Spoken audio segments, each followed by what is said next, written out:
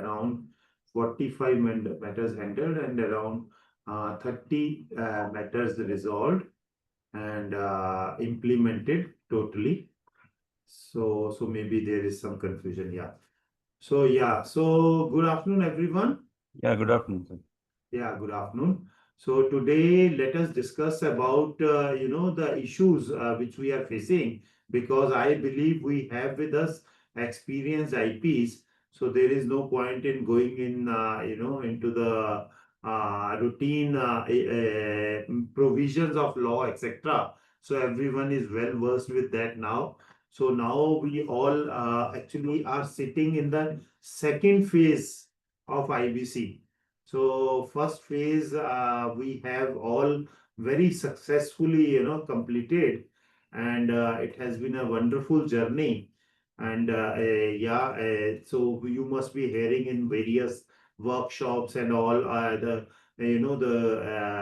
IBBI and other presenters are presenting the figures regarding the resolution amount, etc. So around 12 lakh crores, taking into account the settlements and all, pre-admission and all. And post-admission, 3.5 lakh crores.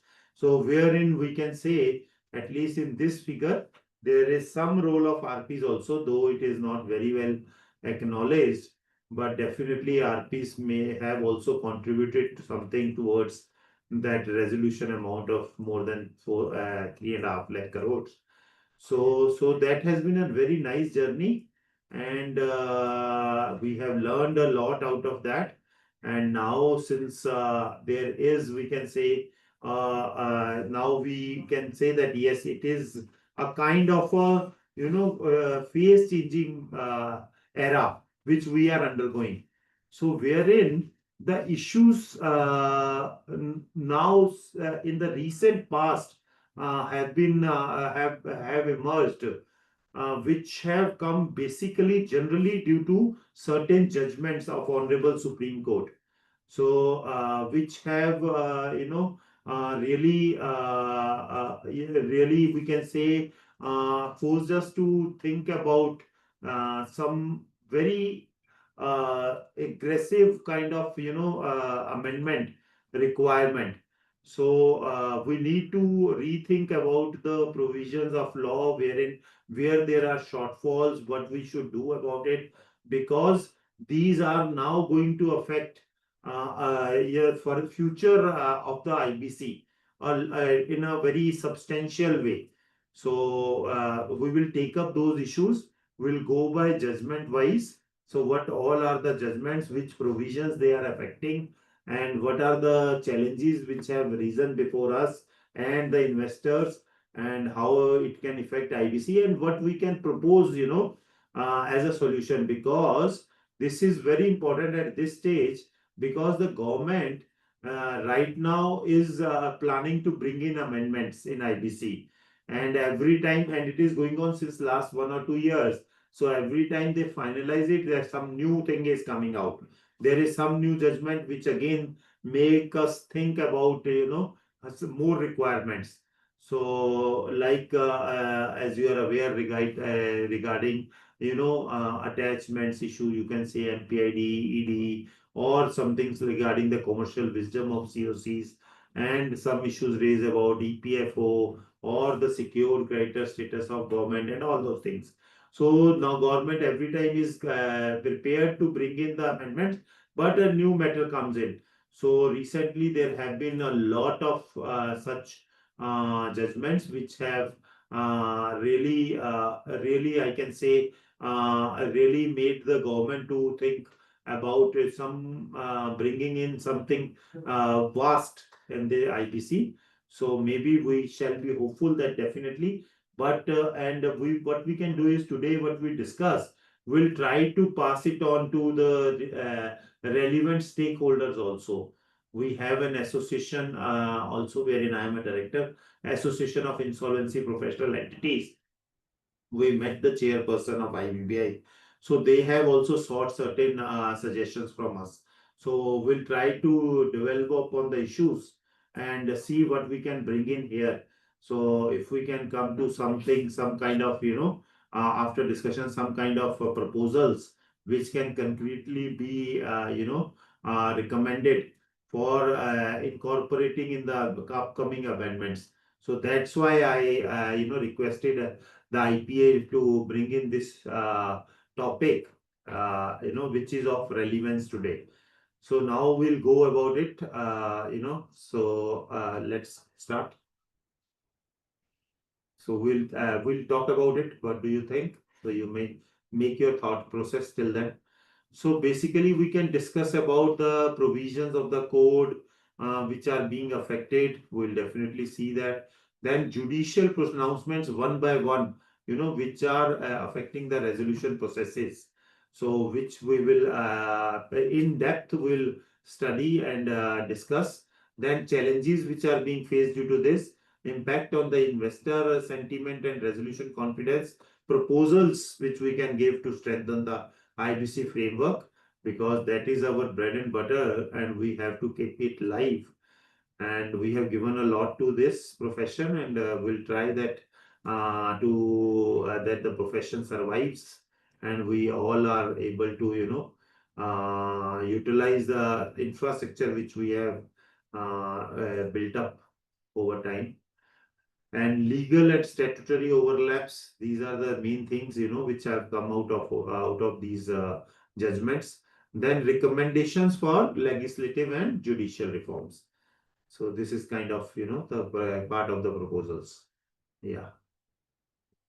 So the provisions, like secured creditors definition, which has come, this comes due to the judgments of Rainbow Papers, you can say, and Pashchimanchal has definitely helped out in that.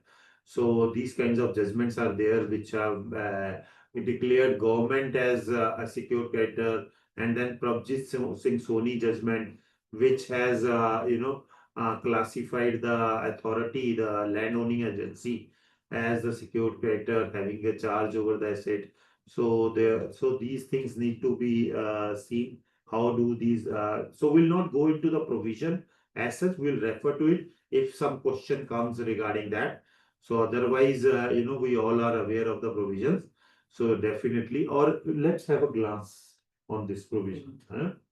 So what does the law says actually about the secured creditor? Who is secured creditor as per the law? As you told me. Yeah. So the law in section 330. So as per the law, the secured creditor means creditor in favor of whom security interest is created. See, so the law says security interest has to be created. While, so we'll see how does the judgment, then security interest, it means the right, title or interest or a claim to property created in favor of or provided for a secured creditor by a transaction which secures payment or performance of an obligation and includes the mortgage, charge, hypothecation, assignment and encumbrance or any other agreement or arrangement securing payment of performance of any obligation of a person.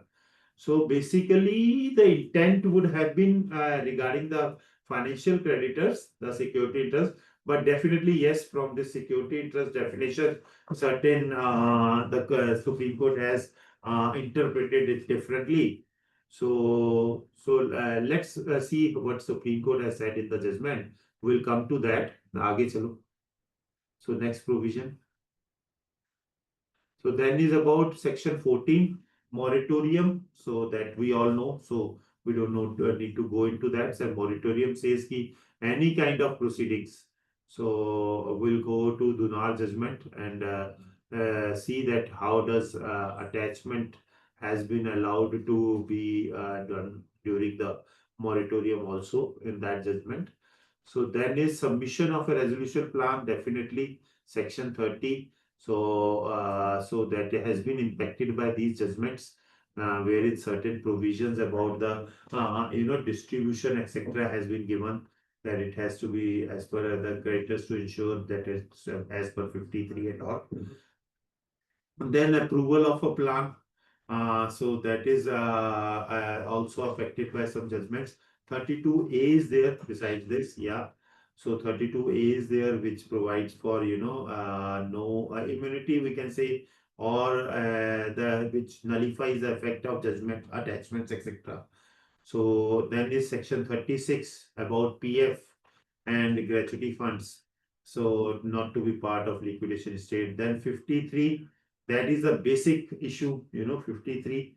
So which is has been interpreted differently by the Supreme Court in the Rainbow judgment, wherein 53 1B regarding the government being treated as secured creditor due to the operation of law and even the PF and all in priority. So then 238 overriding effect of other laws over other laws, IBC as per this. So let's go to 238 also. Paper 238 we don't go into. So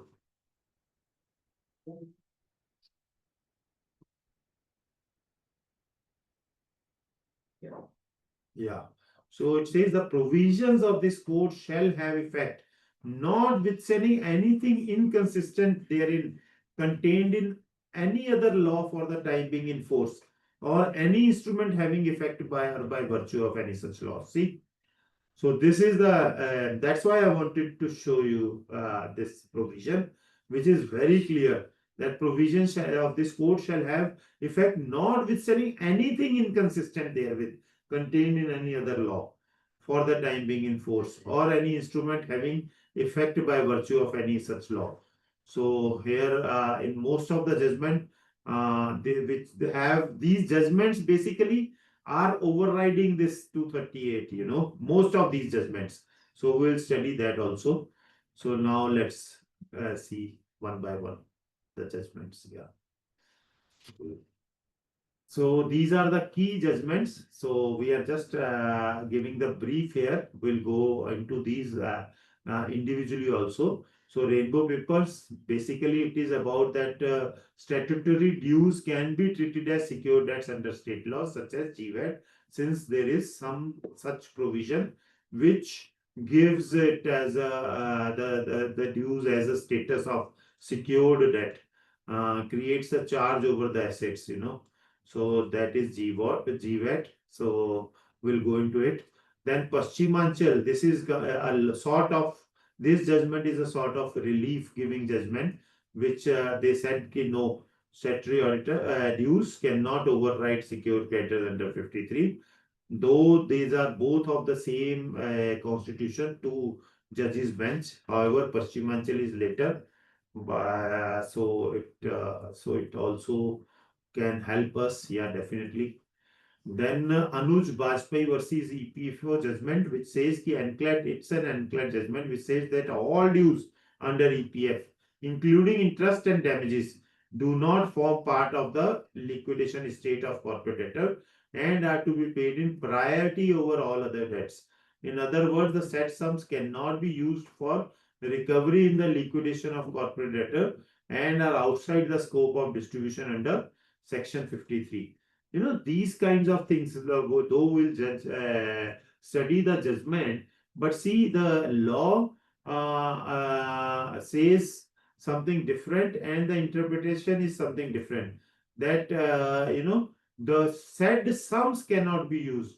So sums should be, the sums available in the fund, and not that the all the dues, but the interpretation has come out like that because a word, a use of a, because of use of a word, such word in the enactment, in the legislative provision. So we'll go into this. Then is Moser Beer Karachari Union. This is my matter. So I am the liquidator here. That is on EPFO dues. So here they say that statutory employee fund dues are excluded from liquidation state and must be satisfied independently and on priority. So here also, this judgment, so we'll come to it, but basically because it's my own matter, I know very, in depth the state situation due to which this has come. So we'll discuss it in depth.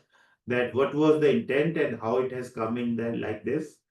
So then is Vidarbha Industries Power Limited the versus Axis Bank. NCLT has discretionary power. So even regarding the admission, they are saying even if there is a default and a debt. So though innovative and Swiss Rebans, the initial judgments themselves have ruled that yes, NCLT has just to examine the debt and default and nothing else. But this judgment has now again created another kind of issue, and NCLT can delve into any other details also. So which can which is disturbing the entire scheme of the code. So which initially said that within 14 days the NCLT is to admit the matter if there is a default. So this can drag it to 14 years also.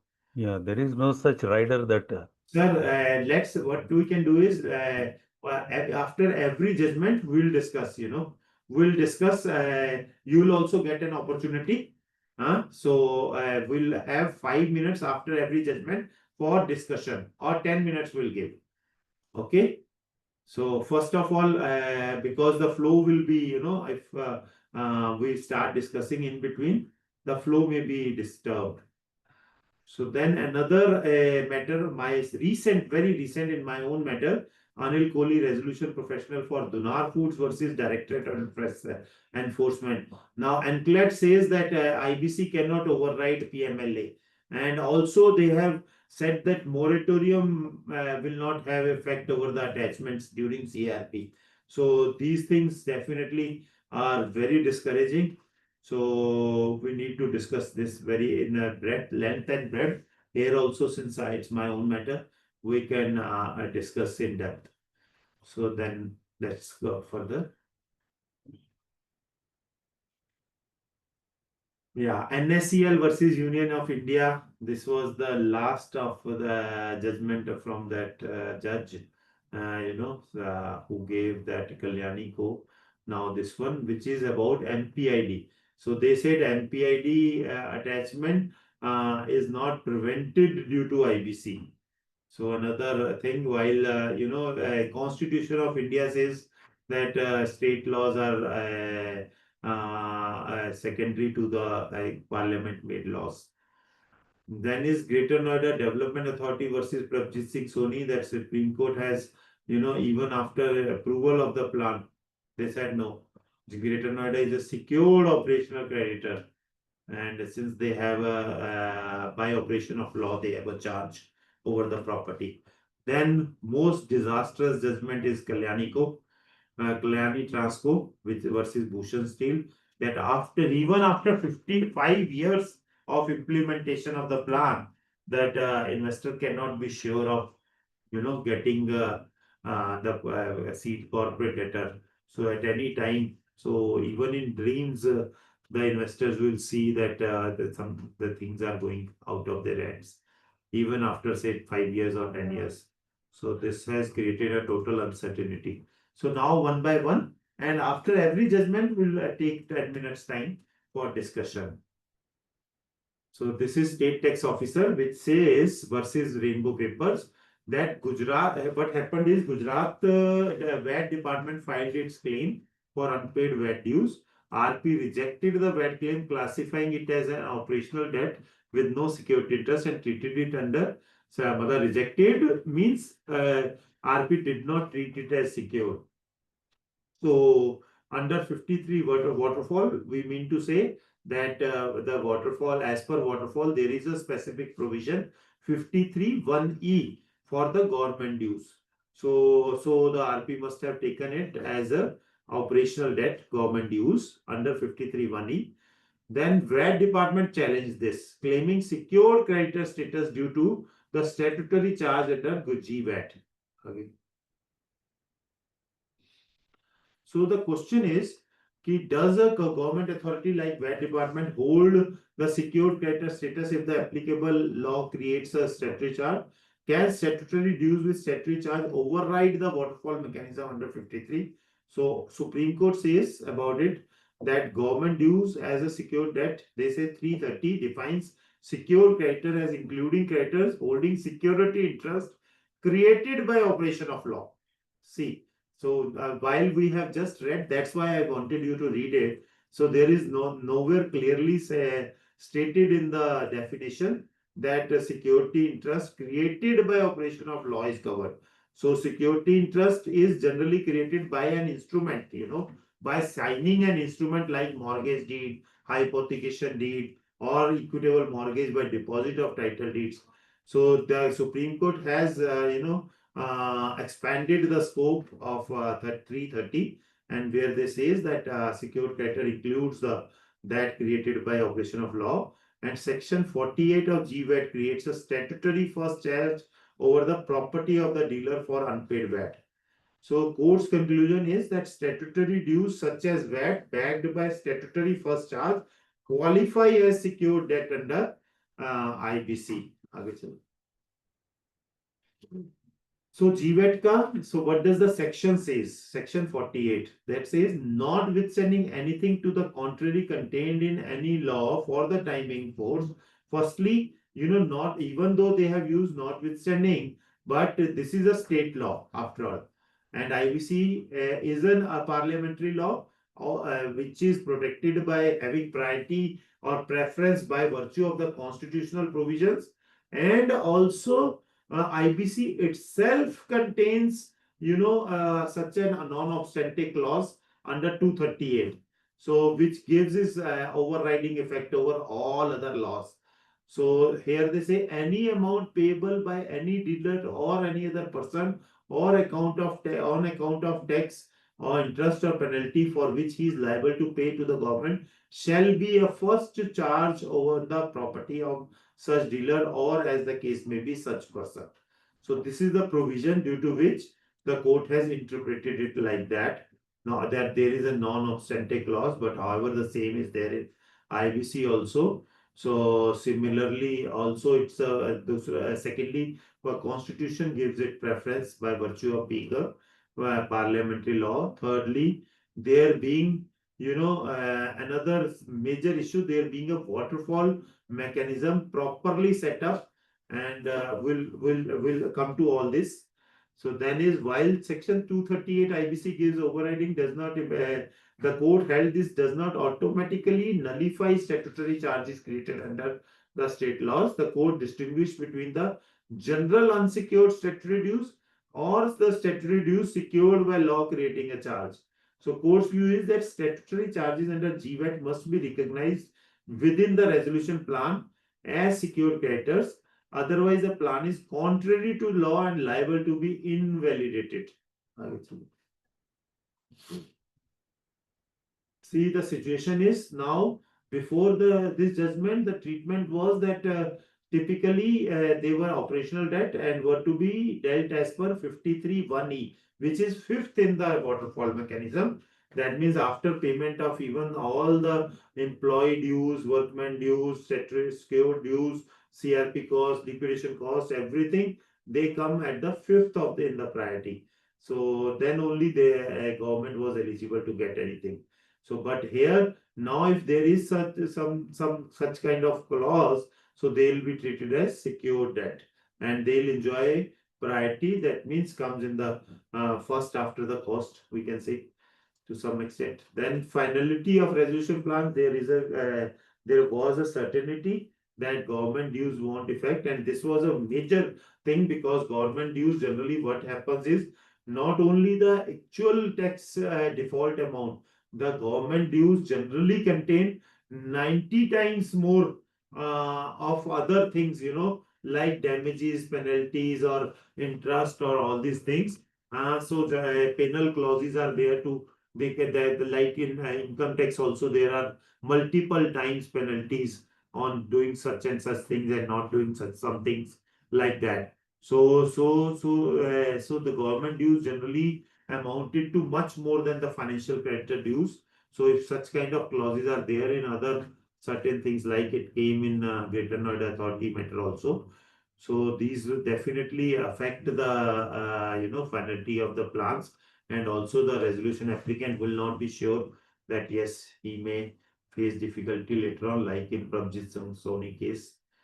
Then now there is an increased risk of post-approval challenges also, as I'm saying. Then compliance for IPs, that there was less emphasis on government dues, and we used to focus on the resolution, and then the secured creditors were generally, and the workmen along with the workmen were generally the focus area. So which are the basically the most affected segments also due to these defaults. Other, even for government there was a purpose, for the government dues, why they were kept in low in priority, that they may strengthen their mechanism, and they should enforce their dues during the running of the company, and they must not have let it accumulate to such amounts also. And then secondly, the creditors, while giving the finance, that is the backbone. That the financing by the lenders is the backbone of any entity having come to existence and is surviving. So the backbone is the financial creditors, and they do some kind of due diligence based on the assets and the securities, etc.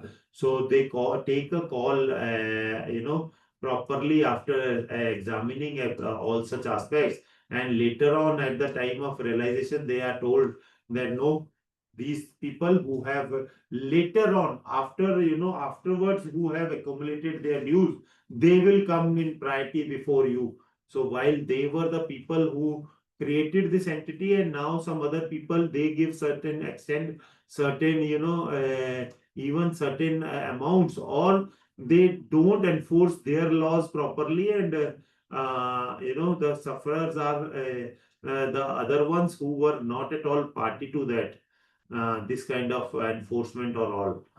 So then, compliance for a must. Now we need to review and incorporate the government dues. We have to properly examine all the aspects. आगे चलो.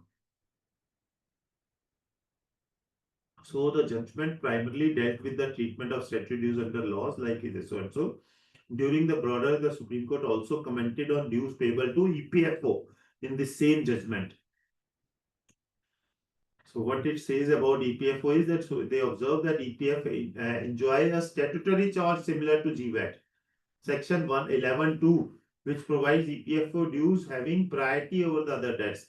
So they say ki 33, 30 and 31 secured creditor by operation of law, and affirm that EPFO dues are to be treated as secured debts within the meaning of IBC. So they say ki EPFO dues are excluded from liquidation waterfall. The judgment says ki they do not fall under 53(1)(e) specifically, and must be paid in priority before applying the waterfall. Implication is that if a plan fails to account for EPFO dues, it should be considered contrarily to law and liable to be set aside. So the concerns are firstly investors, so they cannot treat that IBC process as a final conclusion to all kind of, at least to as far as the liabilities or the anticipated or the potential liabilities are concerned. So they'll be always wary of that something coming in as a surprise element later on. So disturbing the entire thought process or their entire reasoned judgment which they must have taken, before investing in that project. So then 238 IBC, so this also there is an overlap with it, because it has created a legal friction between central and state laws, which is beyond even constitutional provisions. Then operational debt ambiguity. So that expands interpretation of secured creditors beyond financial institution, complicating the resolution processes. So the relevant paragraph are given like this. So if we need, then we'll study. We'll see it later on. आगे चलो.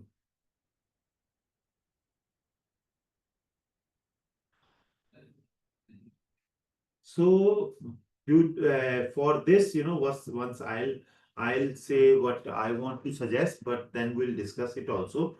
So we think that there is a need for clarification by way of an amendment or an explanation may be added to section 53, that in accordance with the so what we can do is here, in 53 there can be an explanation about the secured creditors.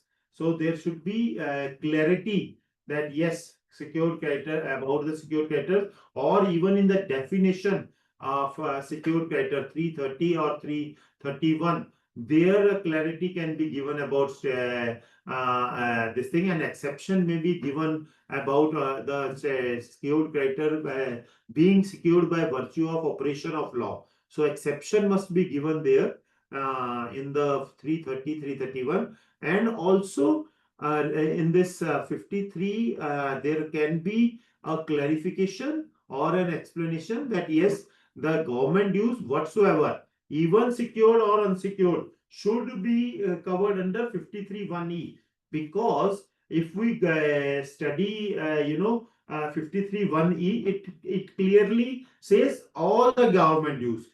There is no distinction about secured or unsecured. So when there is a specific provision of law by way of a clause 53(1)(e), so there should not be any confusion. So the secured creditors are okay. There is need for an interpretation of section 3 subsection 30, like the court has done in Rainbow Papers, while interpretation is not required in this case because there is a specific provision for government dues, and 53(1)(e) clearly says that all the government dues will be covered under this provision. So I have taken the shelter of this taken a shelter of this ambiguity, and also I've taken a stand in one of my case, Vinergy. So Vinergy International is one of my matter where now we are before NCLAT, and the matter is belongs to GVAT, but I have not treated them as I have treated them as secured creditor, but not provided them priority in the resolution amounts, because even the resolution applicant has not provided the priority. So the COC when discussing the distribution have also discussed this thing in 30 subsection 4, when the discussion happened regarding the distribution, that 53(1)(e) is a specific clause for the government dues. So the government dues should get the priority, fifth priority, as has been provided under the law. So now we'll see how NCLAT takes it. So because GVAT has filed an appeal in NCLAT against the approval of the plan. So though the plan has been implemented, but we'll see. The matter is going on, still going on. So we have taken that stand. So then is alternatively a further clarity on section 53 waterfall is now warranted owing to the proviso should be amended and the secured creditor must be classified like this. So basically that what I am saying, it should be done in 330 and 331. So there, it should be firstly clarified, and then in 53, it should be, there may be, the waterfall may be expanded and said, okay, secured creditors by virtue of creation of some instrument or financial secured creditors, something like that, they may be in priority. After that comes the secured creditors by virtue of law. So that can also be done. So by operation of law, if something comes in, because here there it's not any fault of the financial creditor. But if we think even logically, the financial creditors are not even a party to this. कहाँ चले गए? क्या हो गया? हाँ, so चलिए जब तक ये खोलते हैं, so these kinds of things. So let us now we can discuss over it. So I would also invite views of the participants, that what are their suggestions to so what are their, if they want to suggest anything in this regards about this judgment, the how we can overcome the effects of this judgment.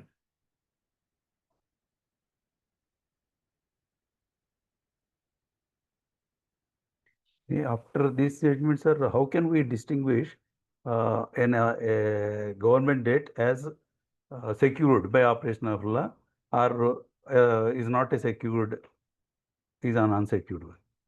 How to distinguish? There are several types of statutory dues, income tax, maybe even GST, all so many kinds of statutory dues may be due from the corporate debtor. Then how to distinguish those uh, claims as secured or unsecured? By operation of law means that by how?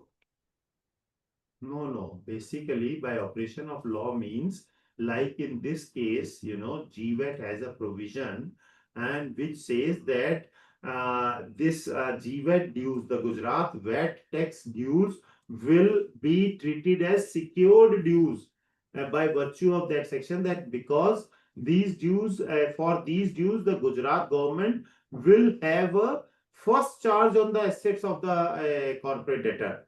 So Act itself is having a kind of lien on the assets of the corporate debtor. Yes, but that is a state law. State law. That is a It should have been overridden by 238. yes, 238 when there is a specific waterfall which treats the government dues under 53(1)(e). So there should have been overridden. Yeah, other views, please. Yeah, yes, Sir, in my opinion, this is Ramakrishnan from Chennai. yes. See, in my opinion, the law is very clear. Okay. See, the government dues will be an unsecured due. All these things are very clearly spelled out in the law. And lot of judgments also which says that even PMLA attachment also they have to vacate and give it to the IP. All those things are there. The only problem is the position of the law is not percolated amongst the government officials. So when the IP goes to the government office or the police station, they look at you as if what are we here and what is our function. So okay, amendment, bringing an amendment as you said correctly to 53 is good, but that alone will not suffice. That the information should be disseminated to the departments at the grassroots level, because I am not going to meet the IG or somebody to execute some order. I am going to meet a police officer. So he should be first of all informed. What exactly is IBC? Many police officers do not even know. Very sorry to say this. They do not even know about what is IBC Act. Very nicely said, Mr. Ramakrishnan. Actually, you will see later on in my suggestions also, where I have given all this, that government department, that is the primary need, that the government should educate its own people, first of all. Bringing in amendments is fine, but you should at least educate them, then only they'll come to know. They should be educated. They should be educated. They don't Even even know. GST department brought out so many amendments, so many circulars, notification, clarification. Much after IBC was brought into effect. So many people, IP in the initial phase, they had a lot of problem with our GST department. Even when they know that yes, the law is clear that all the liabilities will be extinguished, even after 10 years of implementation, they will keep, even not 10 years because it has not happened, but believe me, even after 20 years they'll be keep on sending their notices, and they keep on sending still, after the plan is implemented, they keep on sending notices to the corporate debtor, the RA, and they don't even understand. When we go to them, this and even they'll send assessment notices that for assessment year 2015, you said give us this document, or you give us this things. They can call. So they should be educated. They should know what is the procedure to be followed. Once a company, I have given in my suggestions also. Once a company goes into CRP, it should be the duty of every government officer, every department, that they see first, before taking any action of attachment or issuing any notice or assessment or anything, they should see whether the company is under CRP or liquidation, what is the status. They can very clearly see in the MCA record. They can very easily see this. And so if they see there that yes, this company is under IBC, they should act accordingly. They should file their claim. They should, then they should deal with the RP as an RP, not as a company or as a business owner. And not keep on just raising, their demands and all, and keep issuing attachment notices. So they are working very mechanically. So you are very rightly said that the government first of all needs to teach its own officers about the law and the implications of law and how to the procedures they should adopt for this. And once the plan is approved, the RP sends a copy to them. So when we send them, even in my cases, what I do is for implementation, I always generally prepare demand drafts with the letter, and I hand over physically to one person and say that you go to the department, tell them, acknowledge this and issue a no dues. It is mentioned in the this thing that this is the amount being paid to you. You put this in your file and close this file so that there is some purpose, unnecessarily. I will put the amount as a claim distribution in your account, which you have given in the claim form, and later on, again, you will keep on issuing notices for that. And you will not even acknowledge that receipt of that amount. So I take the acknowledgement, I try to get no dues, but definitely none of the department has ever issued any no dues. I know that, but generally I'll keep on trying, and so that we have the acknowledgement at least of that letter that when we gave this amount, we told you that this is the full and final clearance of all your dues till date. So, but yeah. Sir, 2 points, just 2 points before you proceed. If the point number one is a transport company. Okay, so they run these Volvo buses. Okay, they went to CRP. That assignment was given to one of my friend who is a IP, and he asked me to help him in doing some kind of a due diligence. So I helped him. The first point what we noticed is the transport company has not paid the road tax at all. So there is a chance that the vehicle cannot move on. Okay, so the business cannot carry on. Okay, so first responsibility of IP is to ensure that the business goes smoothly. So the recovery part comes only finally. So we have to see that the debtor is a successful person. That is what is our prayer to the God, right? It is not to take over and you would see that he is in the street. That is not the intention, right? How to communicate when I told the other IP to send a letter because they will stop the operation. The transport department will stop the operation because if the road tax is not paid, road tax is not renewed. So we wrote a letter to the transport department. Transport department did not understand.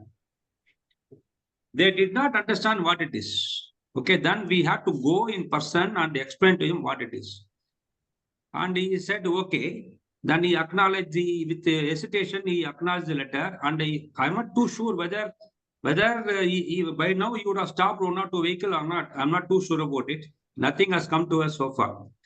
See, why I'm telling you is the educating the department is very, very important. And it is a long way to go, sir. Couple of amendments, yes, it is required on the face of the law. I do agree with you. I endorse your view. But by the time we educate all these people, they all come on the board and come on the same page. It will take another 15 years. That is what is my estimation. Definitely. Here, IPPI sometimes, hold these kinds of conferences. I have attended one for the Provident Fund officers. I have one for income tax officer. So these kinds of, but that's only limited to because IPPI being stationed here to that extent that yes, they call in Delhi. Some people sometimes, but it has to go to the root level as their training program part. They should hold such trainings frequently, and that is very much required. Otherwise, they are just creating a mess, and the law is suffering because of that. The resolutions are suffering. So definitely, rightly saying. Any other views? Sir, I would like to attach something what Mr. Raman said. Even if you go explain them, what will they ask? They will ask us to pay the whole arrears and then renew it, which is not at all possible for IP to do. Because the proprietor or the debtor would not have paid for 5 years and 6 years.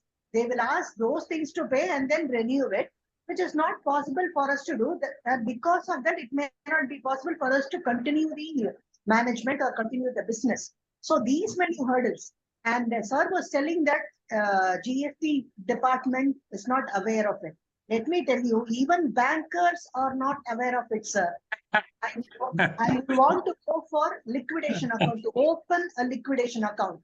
3 months it took for me to convince them, saying that he wants the signature of the promoter, signature of the director. So I had to convince him, pledge him, and after one point of time, I had to threaten him and say, I will go to NCLT and tell that you're not opening my account. The reason is my CRP account was in a particular bank, so I wanted to continue the same account as liquidation account. For this simple thing itself, it took me 3 months. So, and I can understand, you're very rightly saying, yeah. And definitely, they at least, not the signature, that is an extreme. So, but at least the Aadhaar card, PAN card, that is definitely, they say we have to do the KYC of the promoters. We say, how do we bring? So still, they are not agreeing. They are not agreeing without the KYC of the directors. We say I'm ready to give KYC, but they want only the promoters KYC because they say promoters. they are the person who has opened the account. There is no back-to-back process. Mom Sam is absolutely right. There is no back-to-back process. Back to back. First of all, the bank should have a process. Yeah, banks should themselves have, because they are the financial institution, they are the key pillar of IBC. So at And least if I go, I'll tell him that 1 crore fixed deposits lying with you, you please close it and credit the account. They will ask for the director's signature for closing the fixed deposit. definitely they always do that, and at So least they are should procedure, understand. sir, Then and the government will come. Yeah. So then is after this, another thing is which I say is in 238 also there should be that it should be said that about some clarification must be added, that if there is it's a state law, definitely they say all the laws, any inconsistency in any laws. So at least for state laws, though, there should be the overriding effect. So that too is not being acknowledged. So next. Sir, why should we restrict? Well, previous slide, if you don't mind, sir, if you don't mind. Why we should restrict to prior to IBC? Suppose a state law that it comes into force after IBC 2016, you meant to say that will take over IBC? Then the very purpose is defeated. No, even if the law, state law is enacted post IBC, then also IBC will have a priority because it's a parliamentary law. And in which case, here we have to say should prevail over any state act or any such law enacted prior to IBC 2016. Yeah, this is not. I think we may have to slightly modify yeah, that. even after that, yeah, I can understand. Yeah. So rightly thought. Yeah, you are rightly saying. Yeah. Yeah. So we are also saying that studying this in the context of the preamble of IBC, so which says that it is an act to consolidate, balance the interest of the stakeholders, including alteration in the order of priority of payment of government dues, and to establish an IBBI for the matters corrected. So even they say alteration in order of priority is in the preamble of IBC. So basic feature of IBC is alteration in order of priority. Then the BLRC recommendation also is like this, that keep the right of state and central government in distribution at a priority below the unsecured financial creditors, even below the unsecured financial creditors, in addition to all kinds of secured creditors, for promoting the availability of credit and developing a market. So this judgment, is defeating this purpose in entirety. That the purpose was, so Supreme Court should have gone into these things, that what were the intent of the law, at least. Not even okay, they may find some kind of interpretation for something, but at least the intent is also seen with that. Then 53, it places the government dues fifth in waterfall, that is there. Aage chalo. And global practices are also like this, that HMRC had a preferential status, but which was later withdrawn. So HMRC is the Her Majesty, the Queen of England, So there some revenue court or something like that. So Her Majesty Revenue Court. So these are the government dues. So then they said no. So the preferential status to her dues were also, withdrawn. So then United States also says that only employee taxes or withholding taxes are have some kind of limited priority. No, not any other government dues. Australia also says that taxation is a unsecured creditor. Common practice which is following is that government tax dues etc. are always below the unsecured creditors. Even India, BLRC had aligned India with global practices, and Section 53 had clearly put the government dues below the unsecured.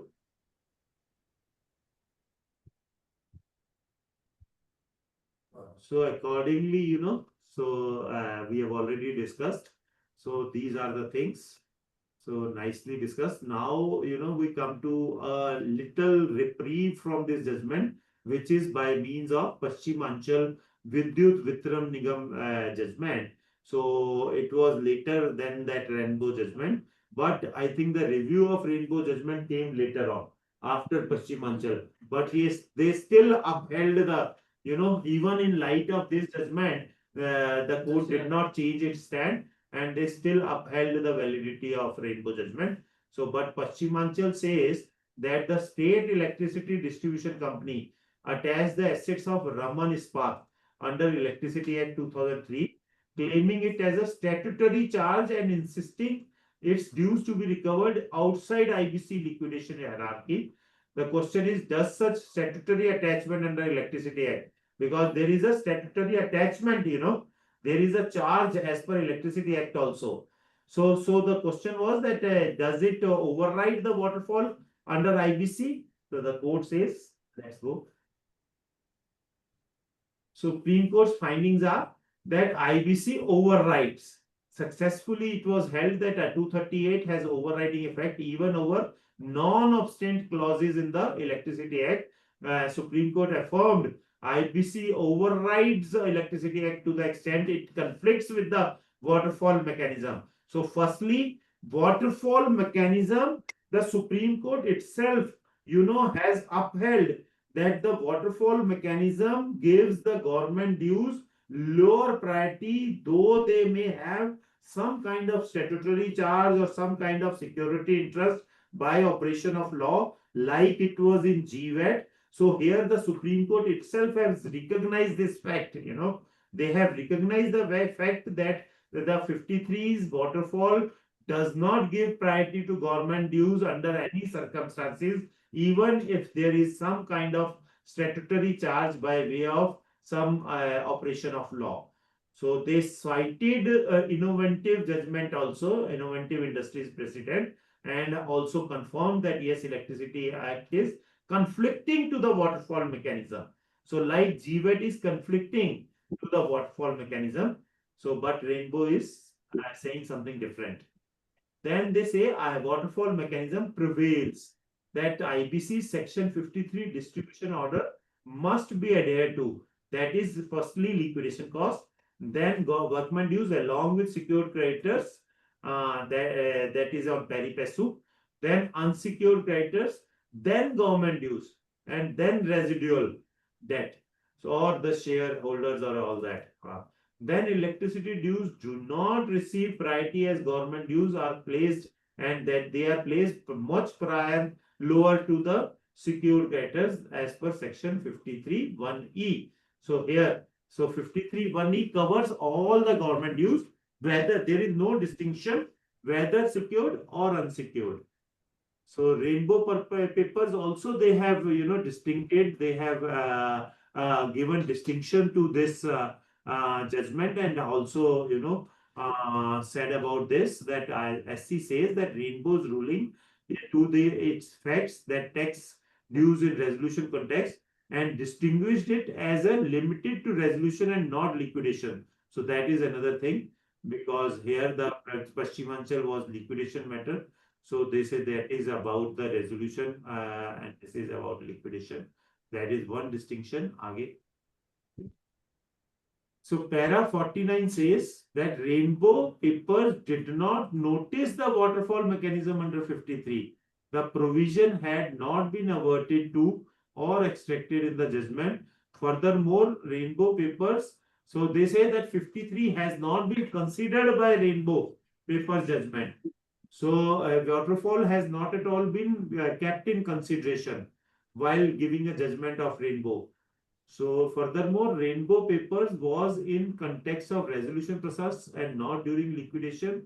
Though in my view, that must not be the case, because even in the resolution process, the law says as per section 30 subsection 4, the creditors have to, the COC has to, ensure that the distribution is under the plan is as per section 53 waterfall. And more so, it also says that priority of charges have to be, considered by the COC while approving the plan. So the first charge holders or the secured creditors with the better charge will hold priority. So 53 waterfall definitely comes in resolution process also. So here I differ from this. Then section 53 as held earlier enacts the waterfall mechanism, providing for hierarchy or priority of claims of various classes of creditors. The careful design of section 53 locates amounts payable to secured creditors and workmen at the second place after the costs and expenses of liquidator payable during the liquidation proceedings. However, the dues payable to the government are placed much below of the secured and even the unsecured and operational creditors. This design was either not brought to the notice of the court in rainbow papers or was missed altogether. These are the comments of Supreme Court later after that judgment, But still we don't understand why in the review this was not considered. In any event, the judgment has not taken note of the provisions of IBC which treat the dues payable to secured creditors at higher footing than the dues payable to central or state government. So the Supreme Court clearly says that secured creditors, so that they have deferred the secured creditors with the government dues. So definitely, as we are all saying, that secured creditors are those in normal parlance also. The secured creditor means those which are secured by virtue of some instrument, by virtue of certain acts done, and not by operation of law. And they are generally the financial creditors who have helped in building up of that corporate debtor. So not the government dues which are post running or during the running process of the corporate debtor, and who have failed to enforce their dues. So that's why they have been put lower in priority. Then they say that GVAT no doubt creates a charge in respect of amounts due or payable or areas. It would be possible to hold in the absence of specific enumeration of government dues, as in the present case, in section 53(1)(e), that the state is to be treated as a secured creditor. However, the separate and distinct treatment of amounts payable to secured creditor on the one hand and dues payable to government on the other hand clearly signifies Parliament's intention to treat the latter differently. So even if it is a secured creditor, but primarily it remains government dues, and the Parliament itself has intended to give it a lower priority, though secured or unsecured. So we should not, the court should not go by very literal things, just a literal interpretation of law. Like I was in a conference just day before yesterday, and wherein it was discussed. No, it was on Saturday. Yeah, so there also it was being discussed that the economic impact of the judgment should be definitely considered by Honorable Supreme Court. Like a disaster has happened in Bhushan Steel judgment. So economic impact is required to be also studied. It's not that just blindfoldedly that kanun anda hai and kahe, and they just gives any kind of literal interpretation to something written.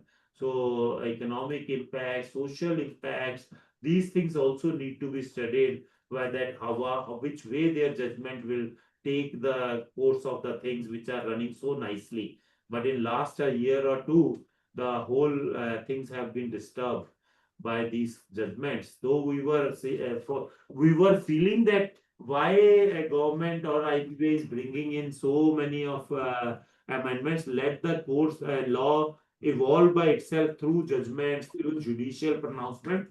But judicial pronouncements have in fact, affected it differently. So definitely these things. So yeah, chalo, theek hai. So now Paschimachal judgment definitely. So yeah. So anything by anyone regarding this Paschimachal? Yeah, Ramakrishnan ji. Nothing, sir. That's a mistake. Okay. So Paschimachal judgment as far as concerned, so no corrective action to that extent. Definitely it has helped us, and not only helped us, it is not about helping, it is actually maintaining the correct position. So taking the correct stand. So because we can always, in general parlance, when we discuss IBC, so it is all about finishing all the finishing of all the previous bad or the good deeds, for which definitely there are provisions. You can prosecute the people, behind it, and that can be taken up separately. There is a provision. Yeah, yes, madam, please tell me. Sir, I have a question. See, income tax department, when I was with a particular IP, a lady who came, first of all, they gave the claim very late. Okay. When asked, why don't they recover this money from the promoter itself? Yes. Because they take 5 years for them to give even a notice for them to send. So what I say is, and CRP is not a process where it came overnight. It was they were not paying, it was into NPA and so many other things followed, right? So they are not at all aware of the things. First of all, in this era where a particular debtor has not paid their tax in 2 or 3 days. You agree with me, sir? They will know for sure they have not paid it. So what was the action taken by the department? And if they want, if they are paid well, if they can ask so many questions to IP, why I have not done this and so many things. My question is, why these questions are not asked to the concerned people who are sitting there? Right. Why are they taking 5 years for them to send a notice? And they expect the SRA to pay this. So if this is going to continue like this, then the system itself will fail. IBC itself will fail because no one will come and take a sick unit. Because we faced it in one case where the liquor license was not renewed. But that was the only asset the company had. So we'll have to go approach the department, and they say once it is not paid, every year it has to be renewed. And if it is not being renewed, this will get cancelled. And there are no new license given by the people for liquor license. So the only asset the company had is the liquor license. But we were not in a position to go ask them a renewed license because it was already bought by some other person and they were running pillars to post for them to renew it. So I personally went to the department, talked with the IAS officer, explained them, and if you're not going to do anything in this case, then the whole thing will get collapsed. So my question is, they would have asked the proprietor or the corporator initially itself, why are they taking 6 months? Will they take? Can they take 1 year, not 5 years for them to give a notice, sir? Yeah, so the dues which we are getting, the claims for, these dues are minimum 5 to 8 years back, so they could have taken action, and now they are saying, no, this priority or that priority. GST came along with IBC. So GVAT means it is prior to 16. 2016, the GST had taken over all the state taxes.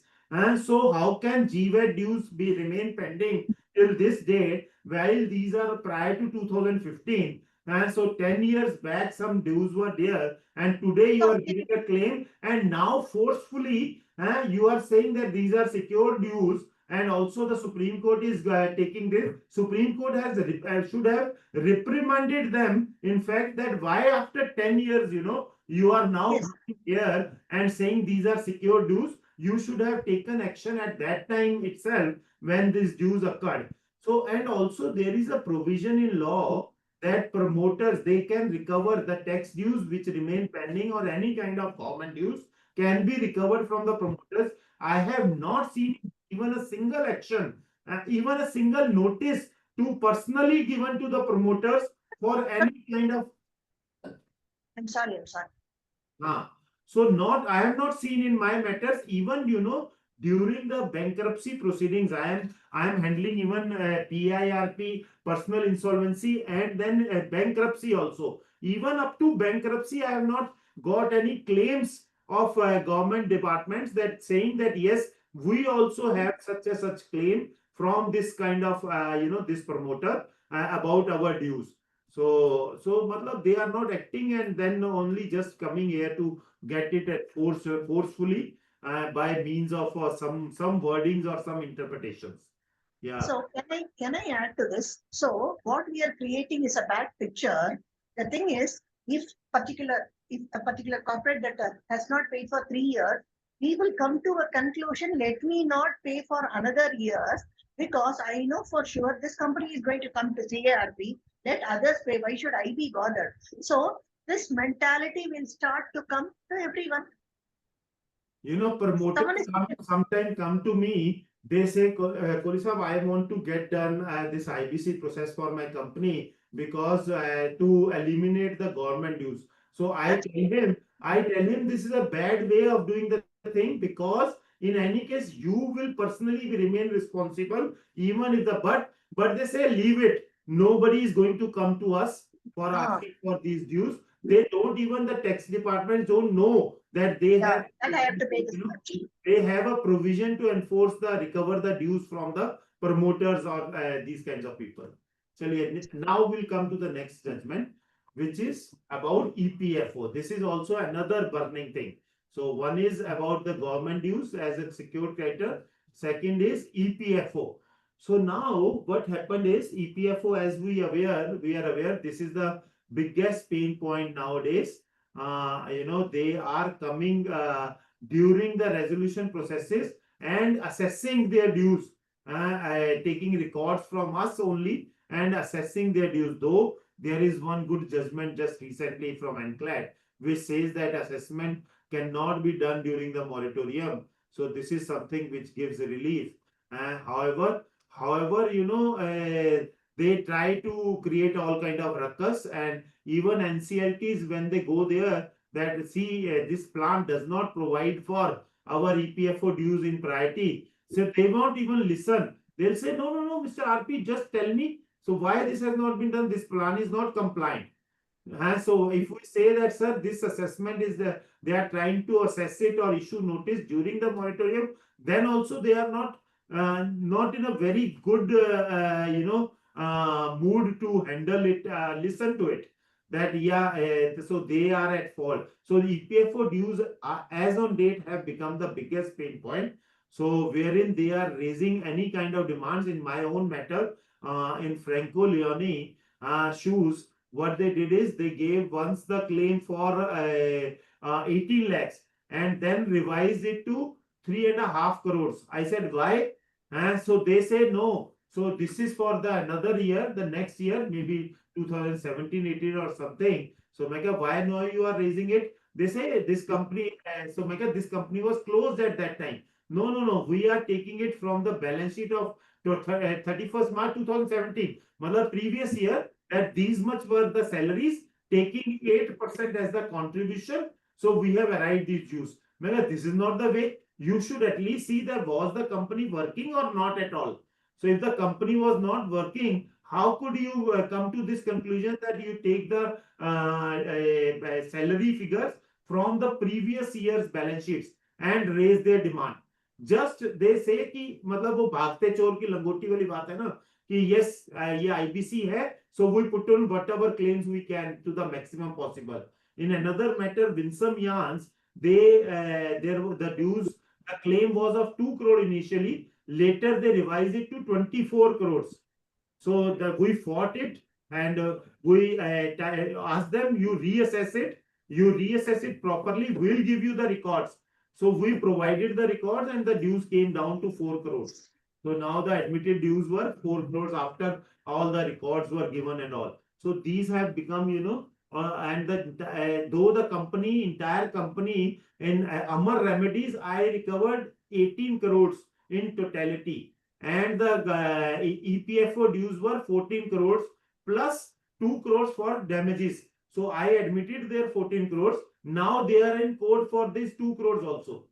So while 18 crores was the total recovery in the company, of which costs were also there, financial creditors did not get anything. All has been taken by EPFO. Only by EPFO. All the recovery in the company. So now these are the judgments which have made this happen. So we'll go through these judgments and see what we can suggest. So here, Anuj Bajpai, the question is that whether EPFO dues, including contribution, section 7A, section 7Q interest and damages, section 14B, so constitute employee dues and should be excluded from the liquidation estate under 36. So I'll first like to go to 36, the section. Yeah. Let us go to section 36, So what does this section says? So the problem basically is with the section. So this section here says, section, about EPFO. Third party assets. So they say the following shall not be, section 36(4) says the following shall not be included in the liquidation estate assets and shall not be used for recovery in the liquidation. Here they say all sums due to any workman. Firstly, due to any workman or employee from the provident fund, pension fund, and the gratuity fund. So there is a fault here also.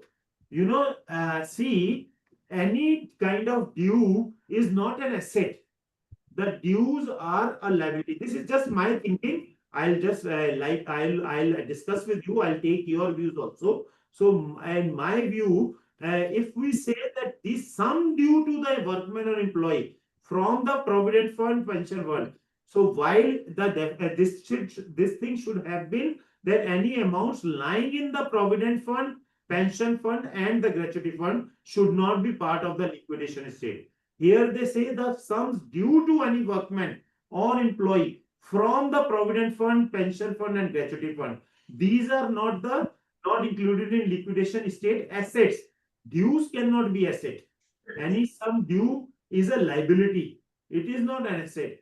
So and shall not be used for recovery. So dues cannot be in any case used for recovery. Recovery may use ho sakta hai the amount lying in those funds. So funds are the asset. Yes, that I can believe. That yes, funds are the asset. So amounts lying in the funds created for the purpose of provident fund, created for the purpose of pension payment, created for the purpose of gratuity payment. These kinds of funds, if created in the company, shall not form part of the liquidation estate. While here it is mentioned all sums due to any. So this is, in my belief, this is also one thing adding to the conclusions. Let us go to the judgment. We'll take up all the judgments of PF together. So they say whether such dues must be paid in priority over other creditors and kept outside section 53 waterfall mechanism.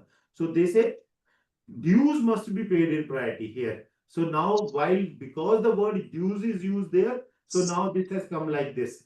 While the amount lying in the provident fund shall not be used for payment, and that amount should be used only for the purpose for which those were made. This can be definitely interpreted, but the interpretation is coming as like that. So here the relevant legal provisions this thing which we have just read, 36(4)(a)(3), then section 11 of EPF Act. Now here also is a problem. Section 11 of EPF Act, like in Rainbow Judgment, they have taken the shelter of this in that judgment. It establishes first charge over the priority of or amounts due from an employer, including contribution, interest, and damages. Let us go to section 11. What it says.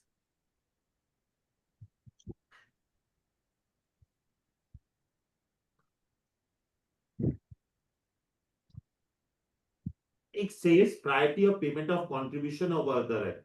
Where an employer is adjudicated insolvent or being a company in order for winding up the amount due from the employer in relation to establishment to which any scheme or insurance scheme applies, or so and so, so and so, so and so. Second, two. Yeah.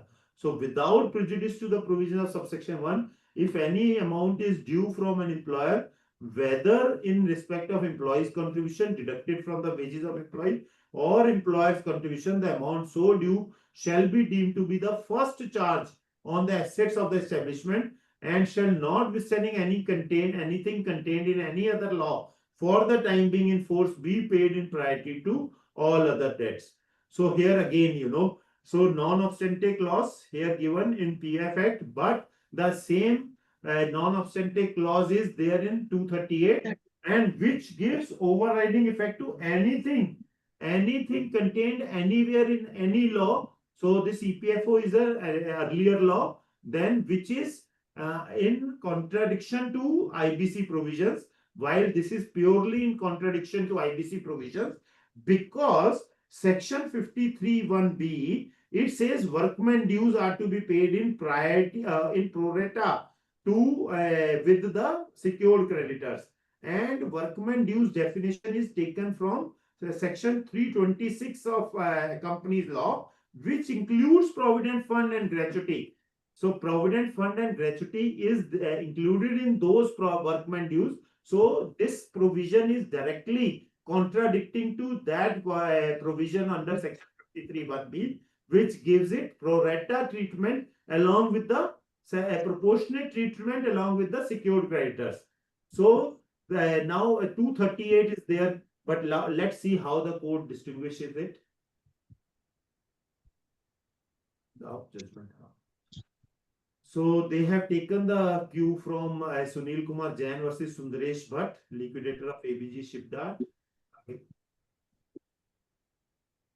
Findings of NCLAT are that clarification of dues.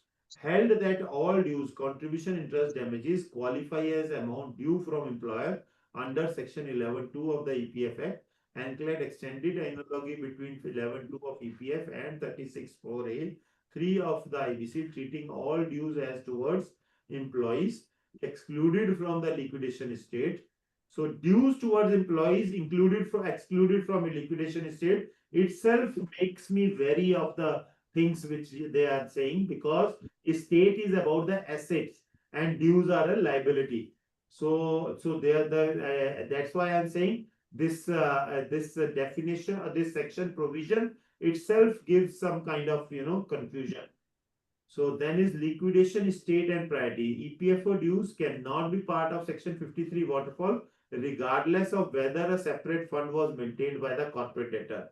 Payments must be made in priority over all other liabilities. Dismissal of the appeal. Held that liquidators attempt to include EPFO dues in the CRP waterfall was contrary to law. Appeal of liquidator dismissed with no merits and costs against the applicant. आगे let's go further. पहले सारा discuss कर लेते हैं. So key paragraphs are like this. So judgment ठीक है. आगे relevant paragraphs. Paragraph 54 they say, we also note that Honorable Supreme Court in Sunil Jain versus Sundaresh Bhatt held that the dues of the gratuity and pension shall be governed by 36(4) of the code. It is reiterated by 36(4), excludes all sums due to workmen, etc., from the ambit of liquidation estate assets. So dues are not assets, first of all. And then therefore, section 53(1) of the code cannot be made applicable to such dues which are to be treated outside the liquidation state assets. So here again, that is the problem. 36(4) of the code has clearly gives protection to workmen dues under provident fund, etc., which are not to be treated as liquidation state assets, and liquidator cannot claim over such dues. See, this coming from Supreme Court. NCLT. No.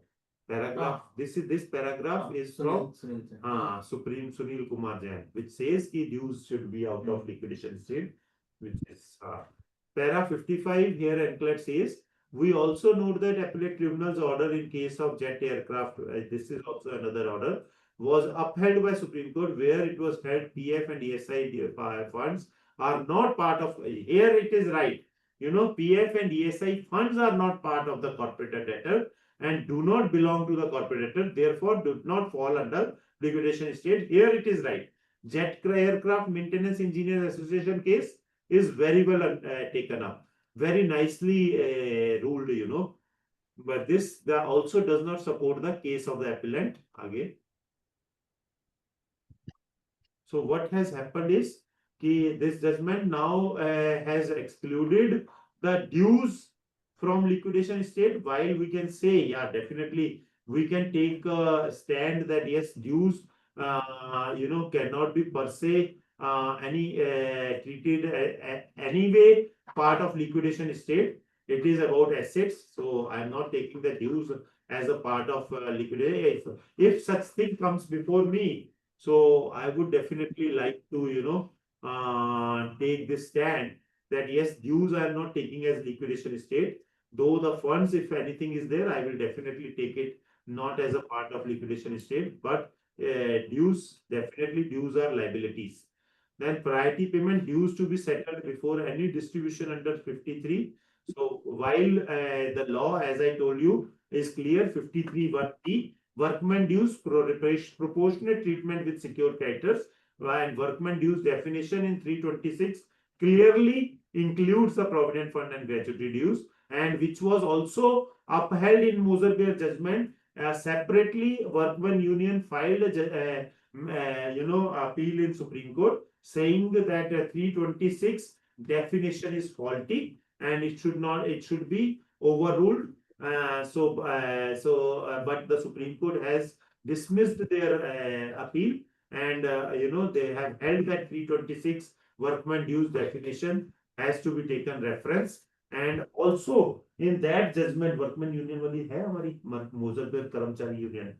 So in that judgment, Supreme Court has said also that no priority can be given to EPFO in that judgment, and this EPFO, PF dues, etc., need to be part of workman dues and should be treated as pro rata to secured creditors. That is there in another judgment. I'll look for that judgment. So interest and damages, they say, must be paid in full from the available funds. Need for separate fund irrelevant. They say ki dues excluded even if there was no provident fund. So entire intent of the code is gone, you know, because in such a case, when they say dues should not be part, so even if there is no fund or there is a fund, does not matter. And then, you know, implications are that we need to segregate and prioritize EPFO dues. We will have to, I should say. Then a resolution bidders must factor in full liability because they will have to pay interest and damages. EPFO claims are outside the waterfall, must be discharged ahead of other creditors, affecting asset distribution strategy. Now we'll take up this Moser bill. This is my case itself. So here, you know, even without this, I will say, without going into this presentation, I can tell you what happened is, in this case, I was myself present in the NCLT hearing, where principal bench, you know, that they ruled that yes, 36(4), the funds should not be part of the liquidation estate. So the payment should be made from the funds to the workmen and employees. I said, fine, your lordship, it is very nice. We will do that. Definitely 36(4) is clear. But what if there is a deficiency in the fund, that the amount is due is more than this? They said nothing doing. This, the liquidator shall fulfill that deficiency. So now what happened is, when the matter went to NCLAT, they also adjudicated the point about 36(4) that liquidation state ka part nahi hai the funds, and nothing was said about this priority in this matter and in NCLAT, and they just said okay, NCLT judgment is upheld. Then similar thing happened when the bank went into appeal before the Supreme Court. There also they ruled about the funds not being part of the liquidation state, but about the deficiency to be met by the liquidator was nothing was said, and they upheld the NCLT judgment. So here you may say see that they say it should be paid outside waterfall mechanism. It is Supreme Court judgment. Aage chalo. Statutory protection, all sums dues from the SO cannot be distributed. These amounts cannot be distributed and must be paid. So dues are not distributed, dues are not distributed. So the funds, if there is some amount in the funds, definitely that should not be distributed amongst the creditors. They should be paid to the people for whom the fund is maintained. So it is, they say, consistency with the legislative intent. Parliament consciously provided this protection after recommendation by the BLRC Joint Committee. So they have taken some kind of legislative intent that is only about the fund not being part of liquidation state. Then important paragraphs are like this. Chalo. So what has happened is that now the issue about liquidation state, so the dues are excluded. So not the funds, but the dues itself are excluded from the, now they have excluded the dues from the waterfall, and though it was only from the liquidation state. So workman fund payment obligatory for liquidator, even if there is no separate corpus or not, the amount is not lying in the funds. And then NCLAT judgment has affirmed the dues outside state and priority of the dues. Then EPF Act versus IBC. So they say no conflict, statutory rights preserved despite IBC's overriding clause. So even 238 here also, 238 has not been considered at all. So they have taken it as a first charge in Anuj Bajpayee judgment and Rainbow judgment. So basically, in Rainbow judgment, they have taken the dues as a first charge, and so from section 11. So no, there is no consideration to 238 non-obstante clause. So the Moserware judgment on EPFO dues, that the practical implications are that we have to ensure that these are clearly identified and paid, and even the claims have to be very consciously considered, and the assessment, the procedure undertaken by the PF department for arriving to that amount, that needs to be basically, in my, as I told you, in 2 matters I was able to get the dues substantially, the assessed dues substantially reduced just by bringing out the fact, the inappropriateness of their procedure adopted. Like in one case, balance sheet of the previous year was taken, as a basis to arrive at the dues assessed, and secondly, in the second matter also, similarly, that was not balance sheet, but they said that the information has not been provided to us. So they took it as an average, I think, salary or something. So we provided all the documents, and from 24 crores, we were able to bring it to 4 crores. And in another case, 3 crores to 18 lakhs. So you have to very carefully, get the dues assessed, and even see the procedures adopted for arriving on those dues. Then, resolution applicants have to take care of these liabilities while preparing their plan. Then employees and unions can rely on a judicial mandate. That, so for workmen, definitely it is a very a relief giving thing, that yes, but basic issue is not no one is against the workmen getting something, some kind of relief. Everyone would love to do that, but what is happening is now if these PF departments don't even know the accounts of the employees or workmen where they are to send this remittance which they get from us. So what I do in my matters, I ask them that okay, give me the account numbers, give me the account numbers of the employees where you are going to remit these funds, because you should not be enriched out of others loss. The financial creditors are to lose, and the EPFO is enriching out of the loss of financial creditors.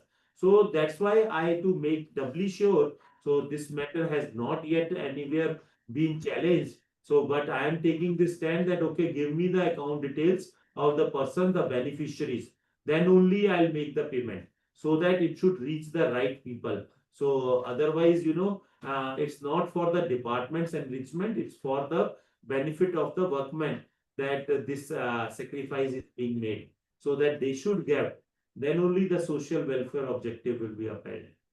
So,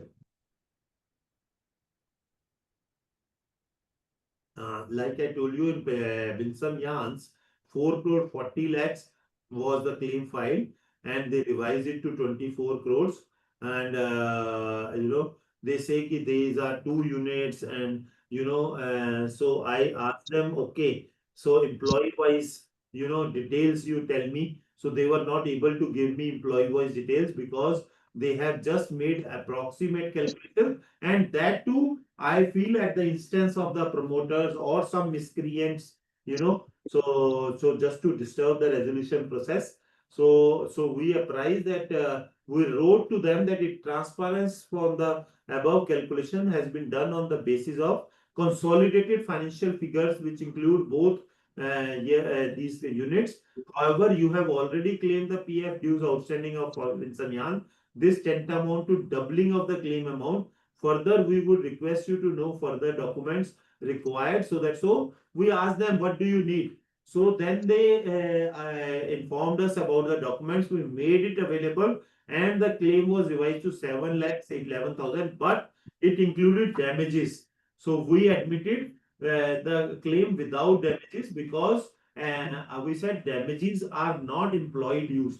So priority is for the employees dues and not for the entire even the damages, because there are some judgments which I have gone through which says yes, so it will come that damages are not the employee dues. So we admitted only 482, and which has been provided in the plan. आगे चलो. So now my suggestion is that firstly the 364823 has to be revisited, and it has to be said that funds are amounts lying in the fund are not part of the liquidation estate, and instead of saying that sums dues are not part of the liquidation estate. And then further there should be some regulation or clarification. I have suggested to IBBI many a times that you can bring in a claim form which should mandate for the EPFO department to give the account details of the beneficiaries, so that so they give these details in the beginning itself, then there will be a reasonableness in their claim. They just write a figure without giving details. So employee wise details should be brought in the claim form itself, so that we may so there may be reasonableness. So these kinds of suggestions, and also there needs to be some clarity, and then the departments, again same thing which Ramakrishnan ji said, that the departments needs to be taught how to deal with it, how they have to raise the claim. It's not that they just go through a balance sheet, they come across some document and raise a claim ad hoc type of thing, without going into the details, without properly assessing the things. They are just giving the claim offhand, and not even, which is not even to reach the employees. Government's department should not behave like that. So they are not looters, they have to see the other causes also. So they need to be educated that it's not about that you need to recover for the case sake of your budgets or all. You have to see that it is for the right beneficiary. And it should not happen that only EPFO department becomes, gold mine in this country. The only Navratna and other financial institution and all, they fail. due to the enrichment of one department, and that too from this kind of salvaging law like IBC. So IBC, I believe it's a salvaging of situation, that whatever has happened has happened. Now we shall try to extract whatever best possible out of the situation in hand, and try to revive the company for the benefit of the economy and the workmen. So nobody should be allowed to take advantage of such situation, some dire situation, this kind of, even the promoters, they try to manipulate the situation due to these kinds of judgments or these kinds of things. So this needs to be revisited, and basically the most important at this point is the CPFO thing, which I आगे भी कुछ about this 36 का वो आगे.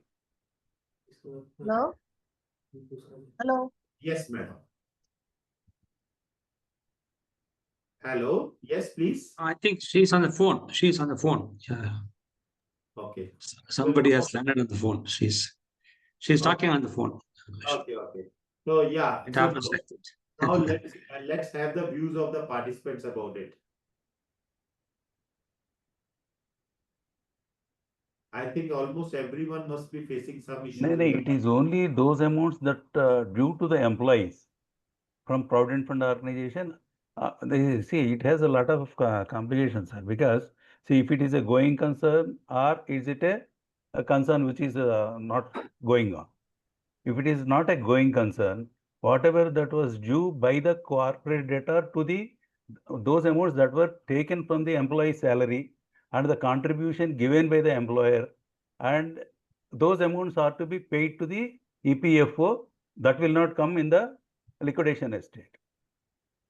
That is, suppose if it is a going concern, even the resolution professional has to deduct the provident fund from the salaries payable during this liquidation or CARP period. Those amounts are also to be paid to the provident fund organization above this waterfall mechanism. So basically, but in a situation like insolvency, so they have to see that, what is the situation in hand. Now, you can definitely say that there are the funds available there, the funds available there in the liquid, which are actually the assets of the corporate debtor, the funds available in the provident fund or this thing, they are not the part of the, so amount due, as you are saying, that you want to suggest that amount due, so whatever was due, so has to be out of liquidation. So amount due cannot be a liquidation state. Now you are accounting for the liquidation state. So liquidation state consists of the assets available. Whatever was due, there may be thousands of crores of dues to other departments also, banks also. But now what we have for a salvaging law like IBC, so this is kind of a law where the actual practical situation is to be seen, what all is available and how to distribute it. So there may have been certain defaults or certain dues have not been paid or some things have not been done. So that is true for even for employees, workmen, and even for bankers or financial creditors or government departments or taxation or the operational creditors, all are there. So there may have been thousands of dues, but now we have to see what all is in hand and what all we can distribute, not about the due. So No, sir. Actually, I agree these with you, dues which are recovered from the employer and held with them as a trust only. So those funds that cannot be form part of liquidation estate. There is no distribution at all. There is a question of distribution there. No, it is held by the corporate debtor as a trustee. That's So what it has to be paid to EPFO. Sir, tell me what is held. Held is the fund. Held is not the due. So held wala ho gaya. That all has evaporated. So what all? No, that cannot be evaporated. This is somebody's amount. How can it be evaporated? It is not the company's funds. It is somebody's funds which are held in trust. That cannot be evaporated. Sir, see. So that has to be given top priority over 53, over windfall. Sir, the thing is, the dues of financial creditors have evaporated. the dues of operational creditors have evaporated. Yeah, those are Those are evaporated. So how can, so similarly, so all the dues have to be taken in the same stride, So no, they're not in the same stride, sir. That is what I mean. the thing is They are now different. see in IBC what we have to see is what all is available and how it is to be distributed. So the distribution has to be out of some realizations. So if there is no realization, say in our remedies, if I was not able to realize that much, even that 14 crores, so how do I give that due to them?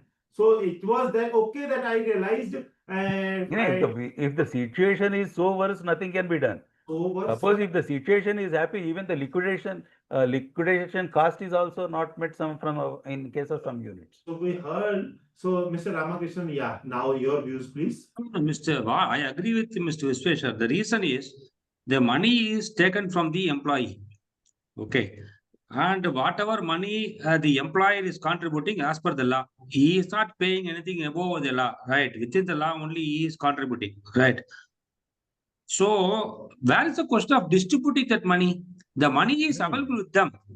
The money is available in the system that has been misused. Yeah. So that has been misused. So I would say that it has to be given the first priority. The reason I'll tell you one more point also. See, I'll tell you one more point also. If you go to the PF department, the PF department will not release your money till such time the last installment that is due is paid. I know people pay from their packet. They contribute from the packet and they take, suppose some 10,000 rupees is due from the company, right? The employee contribution is 5,000, the employer contribution is 5,000, 10,000 is due. And whereas this employee has to get 10 lakhs from the PF department. For this 10,000, the 9,90,000 will not be released, sir. So what they will do is they will pay it from their packet so that they get the 10 lakhs. Very right. So there is no distribution here. I fully agree with Mr. Vishweshwar. Secondly, Because suppose if the EPFO is charging some damages, that can be denied. Because those amounts are not meant for the employee. Yes. Interest is meant for the employee, contributions are meant for the employee, but not the damages. Damages can be refused. Similarly, you were saying that during liquidation, for the liquidation period, also they are demanding payment of the employees. When there is no organization, when there is no payment of salaries to the employees or workmen, where is the question of deducting contribution or contributing to the contribution by the employer? Nothing is there. So those amounts they can't demand EPFO. That is the reason I think in the last case, the amounts claimed are reduced to such a large extent. So they were demanding some 4 crores, but it has come down to some 25 lakhs. Maybe that may be the reason. From social perspective, I can definitely understand your, views. Definitely, and I in Mozambique also, I have taken similar stand for the employees, workmen, and and I was able to distribute to them maybe around 100 crores to the workmen, and they really you must have gone across my article on that matter. So from social perspective, yes, but basically, please consider this situation that all dues, everyone has a genuine due. Financial creditors are also not lending the money out of their pockets. This is also public money. That money is also evaporating. So that money is also public's money. See, so we have to be considerate about. Sir, I will tell you one thing, sir. Suppose because you are saying in terms of money, you are saying like that. Suppose, for example, they have taken on lease one asset from some leasing company that is lying with them. That is a third party asset lying in them. Now it is under liquidation. Can you retain that asset? You can't retain. That is a third party asset. That is a third party because similarly, the amounts deducted from the employees are third party assets. Those third party assets, they hold it as a trust.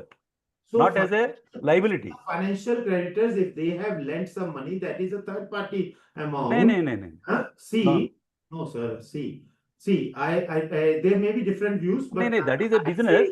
That is a business.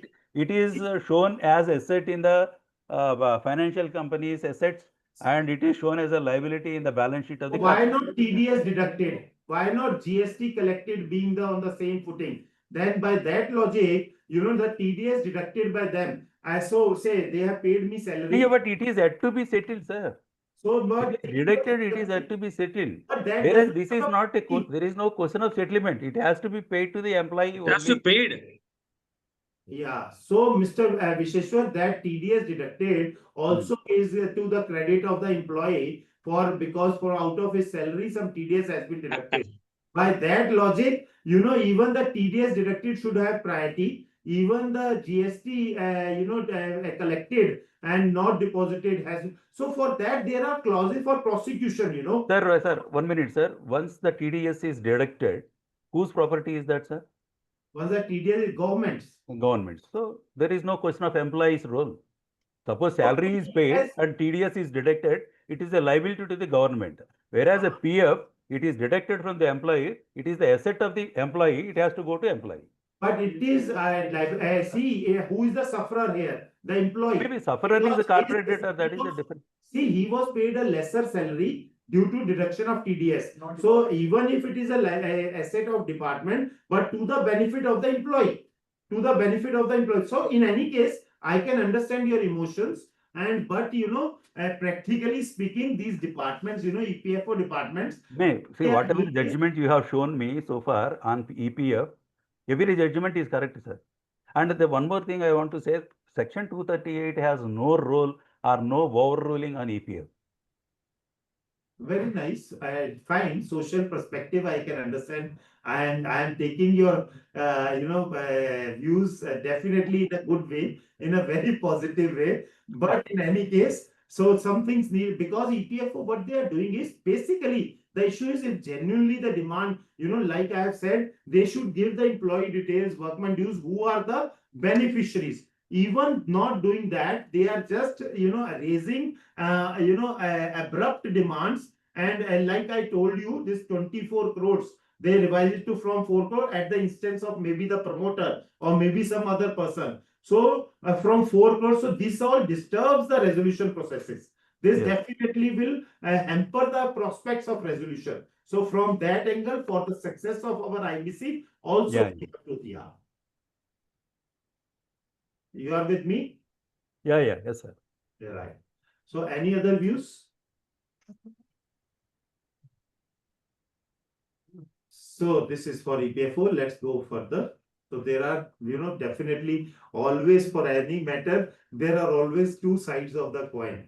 So definitely we have to consider both the coins and, both the sides, and things have to be taken. So we have to also see which. Sir, you argued for that Mauserweier, huh? I argued for It both. was your case? It is my case, yeah. That is extra.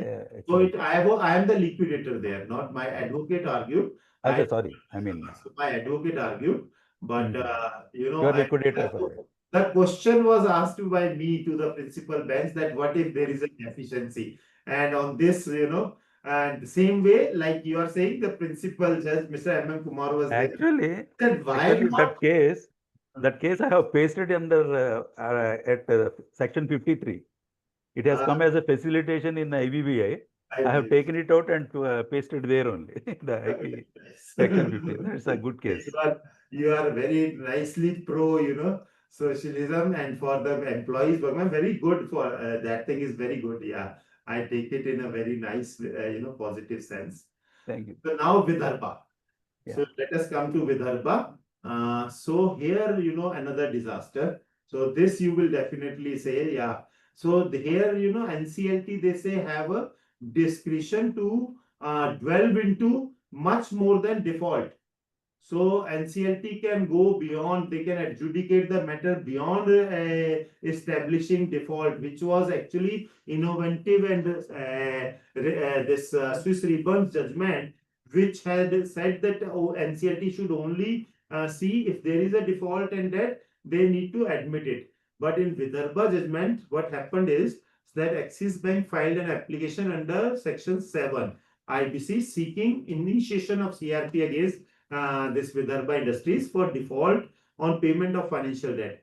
So Vidarbha argued that although a default existed, there was a pending case before Appellate Tribunal for Electricity that could release significant funds in its favor.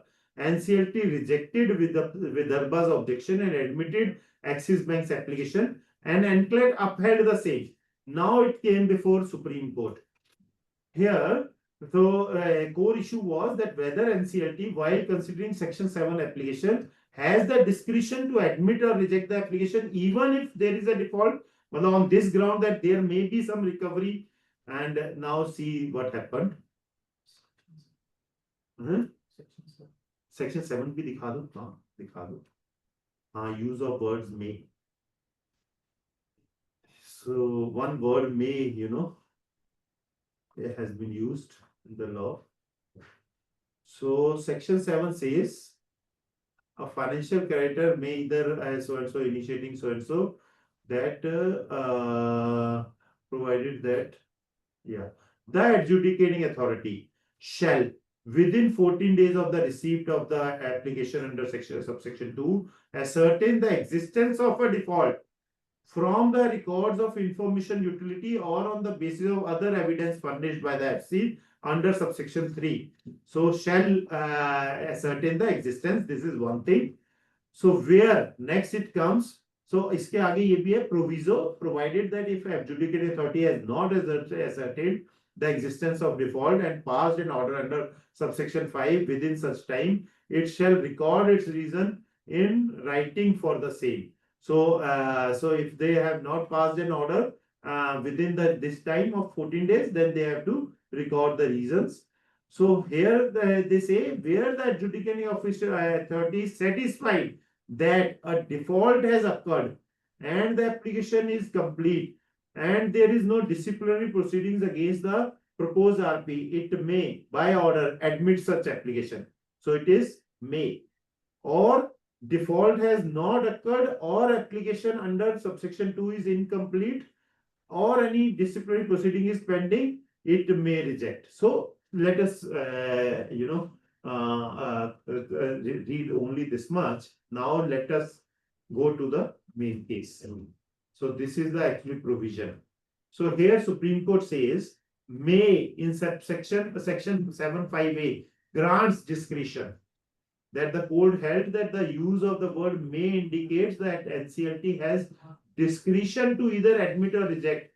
So section 7 application even if default is established. This is different from section 9 operational creditor application where shall is used. So in operational creditor application, section 9 says shall admit. Here it says may. So that means law has distinguished that. This is the Supreme Court's finding. Commercial assessment beyond default permissible. So NCLT must assess whether proceeding with CRP is appropriate in the given facts and circumstances. So the objective of value maximization and revival of the corporate. See here, Supreme Court is very nicely saying appropriateness is to be seen. While giving the judgment in Bhushan Power. So was it appropriate? This is the question to set aside a resolution plan after 5 years of implementation. So that thing we may just think in mind. So the objective of value maximization and revival of the corporate debtor has to be also seen. So that too has been missed in Bhushan Power.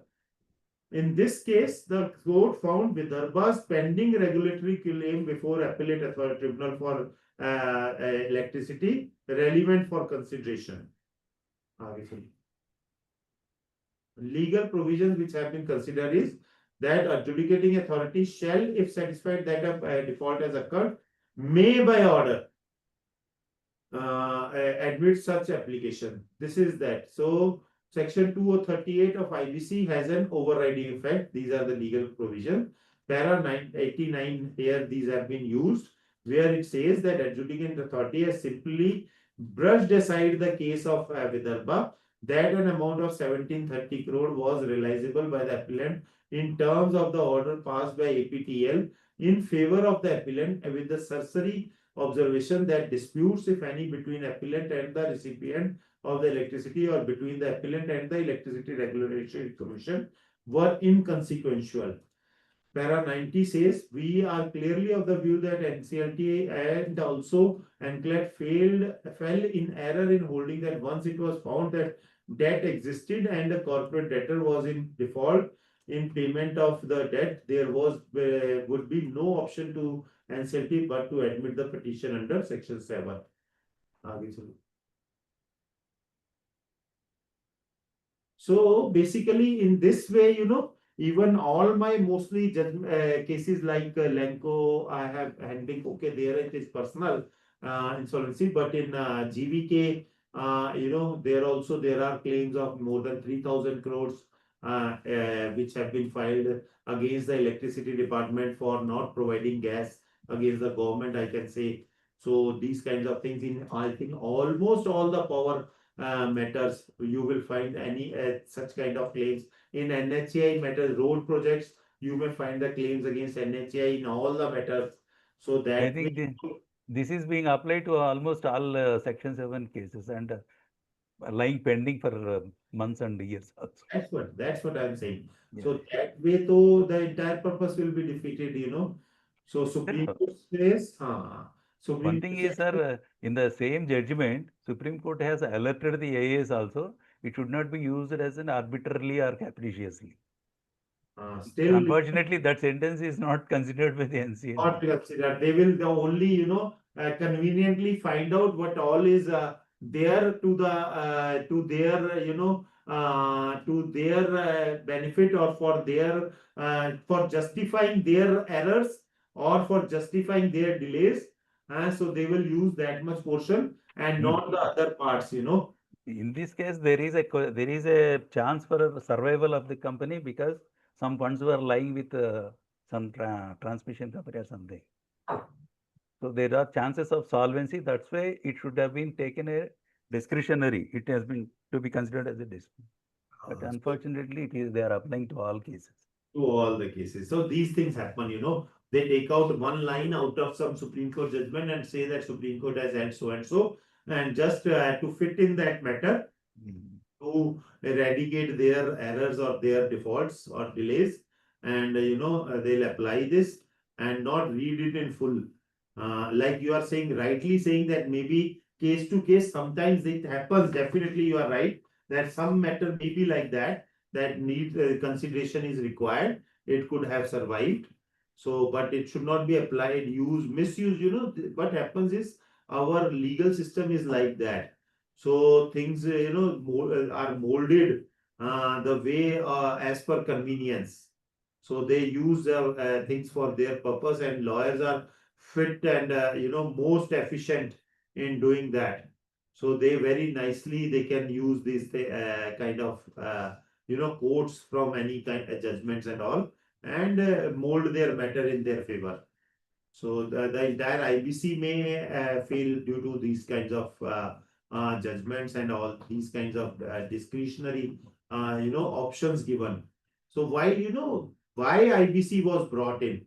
So this should also be seen. The government brought in a BIFER which failed. TRT Act, which was also not very successful. SURFACI, limited only to the closure of the units, and then realizing scrap kind of residual kind of recoveries. And then there was a dire situation of NPS in 2014. So it was so dire that some very urgent kind of a corrective step was required, else the financial system could have failed, the banking system could have failed. There were many banks in trouble. Even we used to see UCO Bank, Punjab Sind Bank, many other central bank, many other balance sheets. If you see 15% of gross NPA, 12% of NPAs, this was the situation. So the public's funds, it was not only the government's fund, it was public's funds which were on stake. Even the general public who relies only on bank deposits for their entire livelihood. Even some people are like that they are so badly incapacitated now, or due to some old ages and all, they cut their stomach for entire life to feed themselves through the bank money kept in bank deposits. So the situation could have been very drastic. So IBC was brought in a very drastic kind of situation, and it was a desperate situation of financial collapse. So these kinds of things may definitely ruin the No, entire. this has another effect also, sir, because if a case is filed on so and so date and it is dragged on till admission 2 years, there is no relevance to the relevant date also. Even the avoidance transactions will also be lost sight of. It has to be ignored. Because Very 2 years period is over in the hearing period only. Yeah. So that is the problem. So now what has happened is that Supreme Court says that NCLT inclet has mechanically admitted, and NCLT they say has a discretion because of that may word used in section 9. It is shall. NCLT can consider broader commercial implications.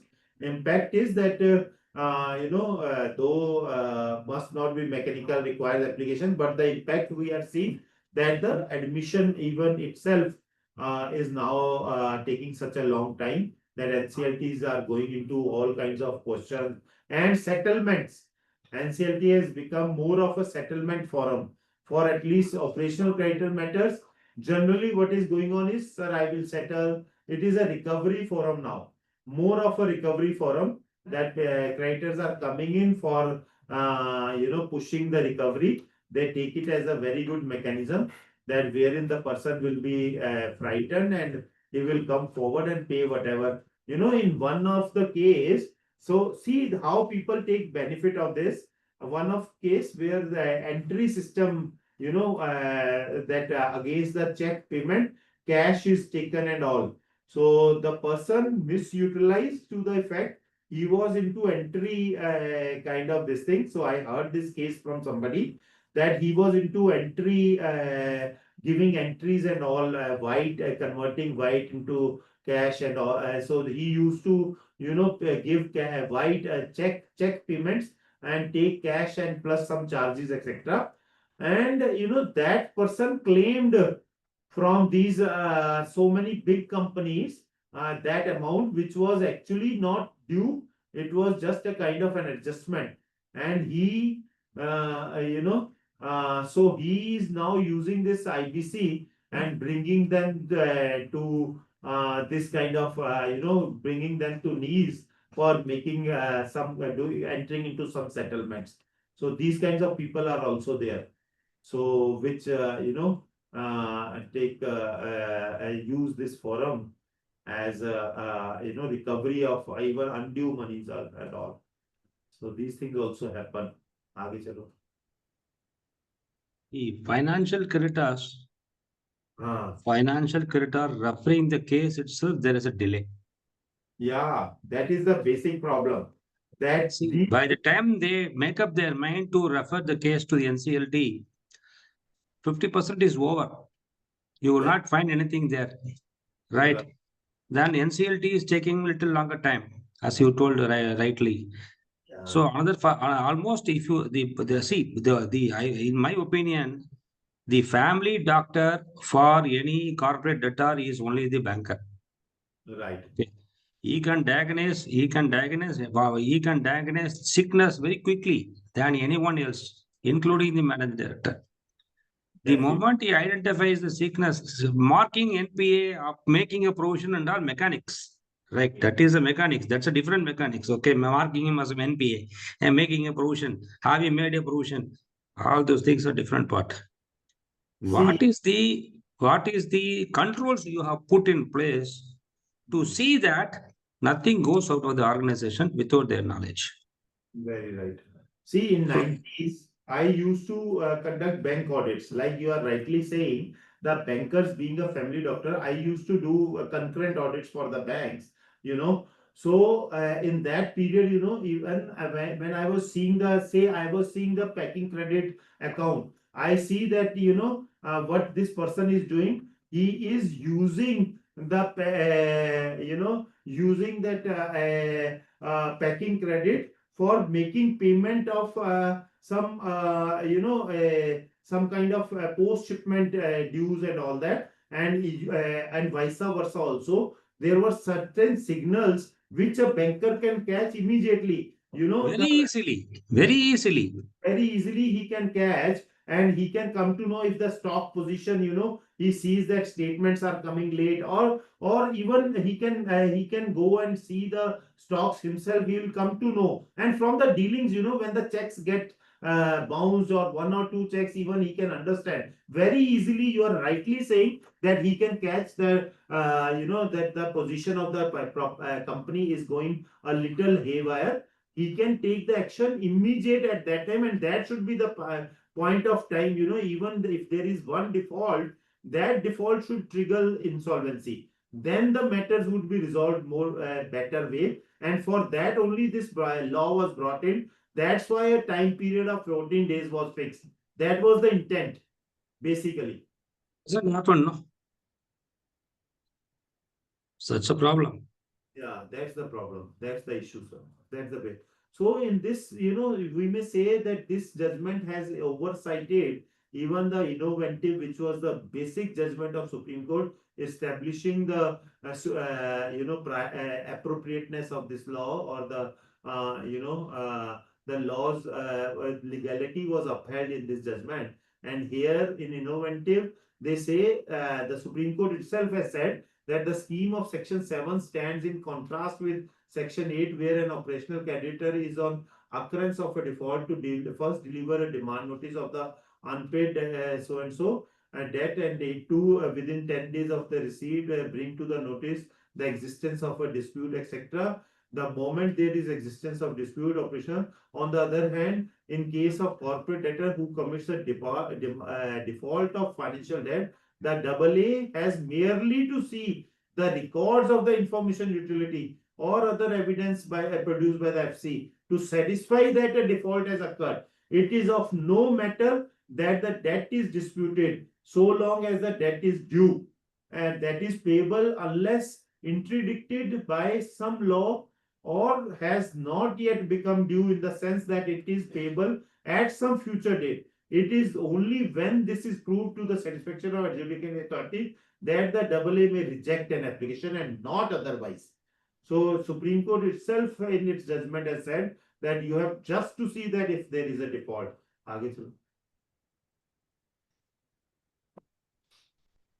So then what has happened due to this is Section 7 admission is not now automatic post default. NCLT's judicial discretion is now a factor. So for corporate debtors, there is a potential for them to resist the admission if broader regulatory or financial circumstances justify. Then for RAs, it may lead to delay or uncertainty in admission processes under 7. So for the general, all investors, they get lesser. For even the financial creditors, basically they are losing out due to this delays and uncertainty. Even the economy, even the workmen, when the company remains such in a stress, the workmen employees also suffer. I have seen in my cases, and they were not getting paid for months altogether. So it is always good for the workmen if the company is revived and they get a running healthy company, and wherein they may get paid timely, like Kingfisher, that payment of salaries was not done for months. Though, Mr. Malia did not take it as his liability. He says it's a corporate liability is different than personal liability. So workmen and employees are the main sufferers, though operational creditors, financial creditors, the entire economy, all the stakeholders, suffer due to delays. So firstly, there should be timely,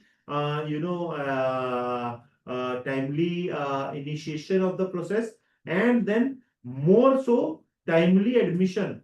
In Goyer, they did it very timely. They, I think in days time, they admitted the matter. However, I don't know why later it failed to bring in resolution and all. However, the matter was very timely done. If the NCLT wants to do, they can do it very nicely. I think Goyer was admitted less than a month's time. Yes. है ना? Less than a month's Even- time. Less than a Even month. this Even this, then Jenson, Blue Smart, Smart, 2 months. 10 days. 10 days, 10 days time, 10 days time they have admitted. So if they want, they can do it very, nicely if they just stick to the law.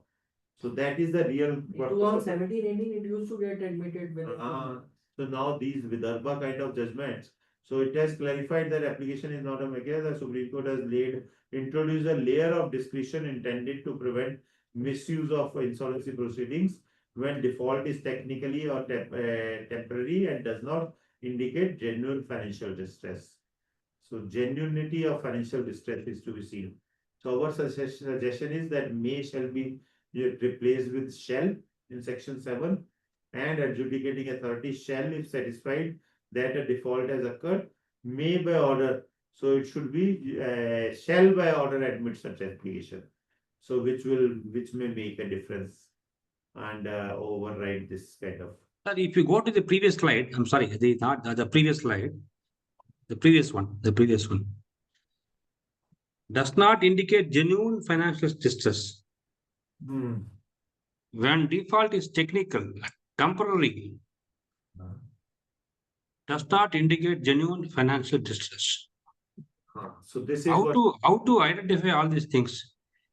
So that's the thing now, that to identify this now they will take years. So the lawyer will say that, see, it is not a genuine financial distress, it is only temporary, will come out of it because I have plans, let these financial creditors give me 100 crores more and I will revive it, and I will come out of it. Money is lying in the banks. There the money was lying with some tribunal. Here they'll say money is there with the banks. They let them give me more, and I will come out of it. So I have my plans. He may submit the plans also for restructuring in NCLT.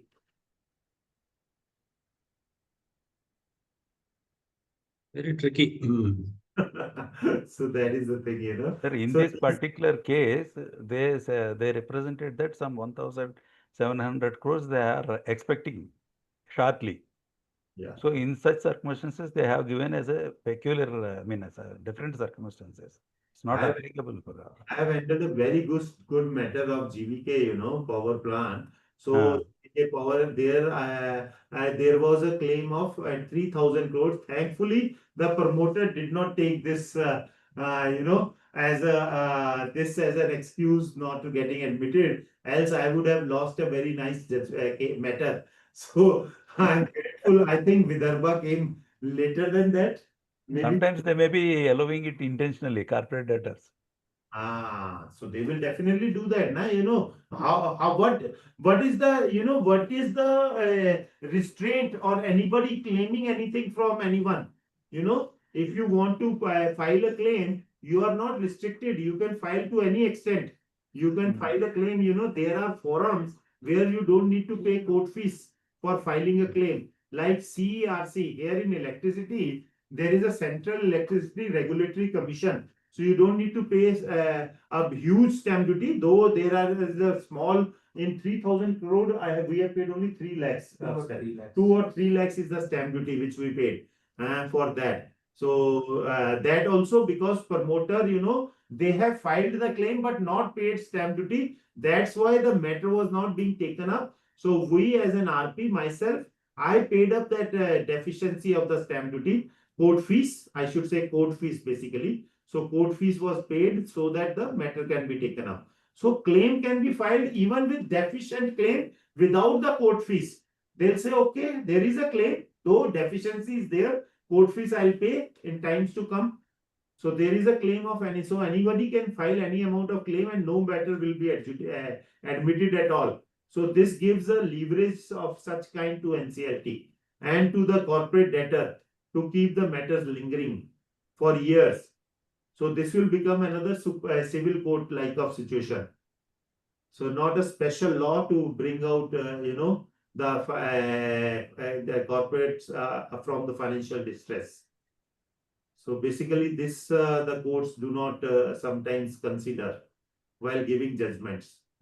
So this was being discussed in that conference that at least the court should be considerate of economic impact and social impact, etc. Chalo, next. So now in another matter, my own matter, just 3-4 days back, this plan was approved in 2019. Yeah, Yes. 2019 itself, this plan has been approved and implemented completely. The RA is running, but there were certain attachments. We were fighting there in the enclave because basic thing was this was attachment was 3 days after the case CRP was admitted. 3 days after that, during the moratorium. This was the primary contention that during the moratorium till now we have been believing that attachment or any kind of proceeding will go to section 14. So what it says, let's see section 14. Section 14. Starting me, so I'll show you section 14.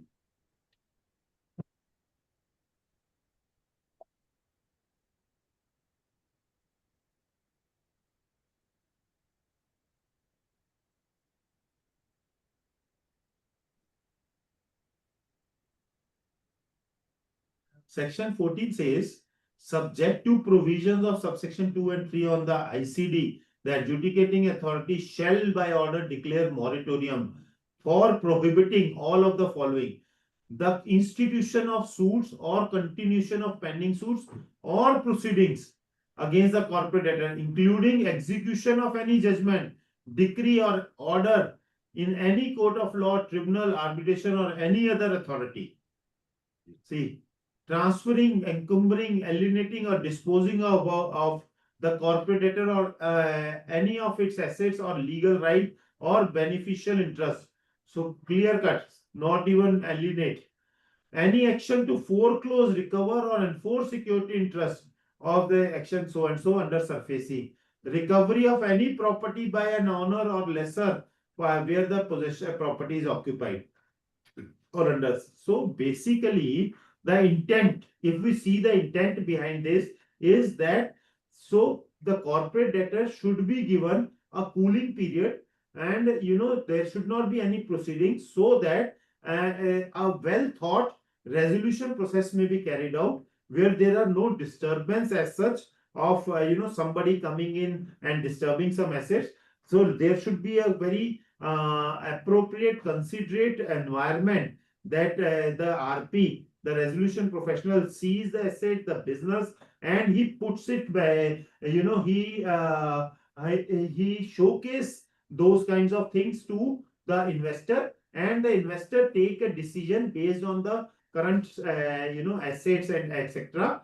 With the corporate debtor, its business and all, he may take a very considerate judgment, and attachments more the less, beyond all this are the basic factor which could disturb the entire scheme of keeping a cooling period for the revival of a corporate debtor. If you keep on doing, these kinds of things, these kinds of, attachments or anything like that. So the revival of the corporate debtor per se, which was the objective of the code, will definitely be defeated totally in entirety. So here in this judgment, now we come to that.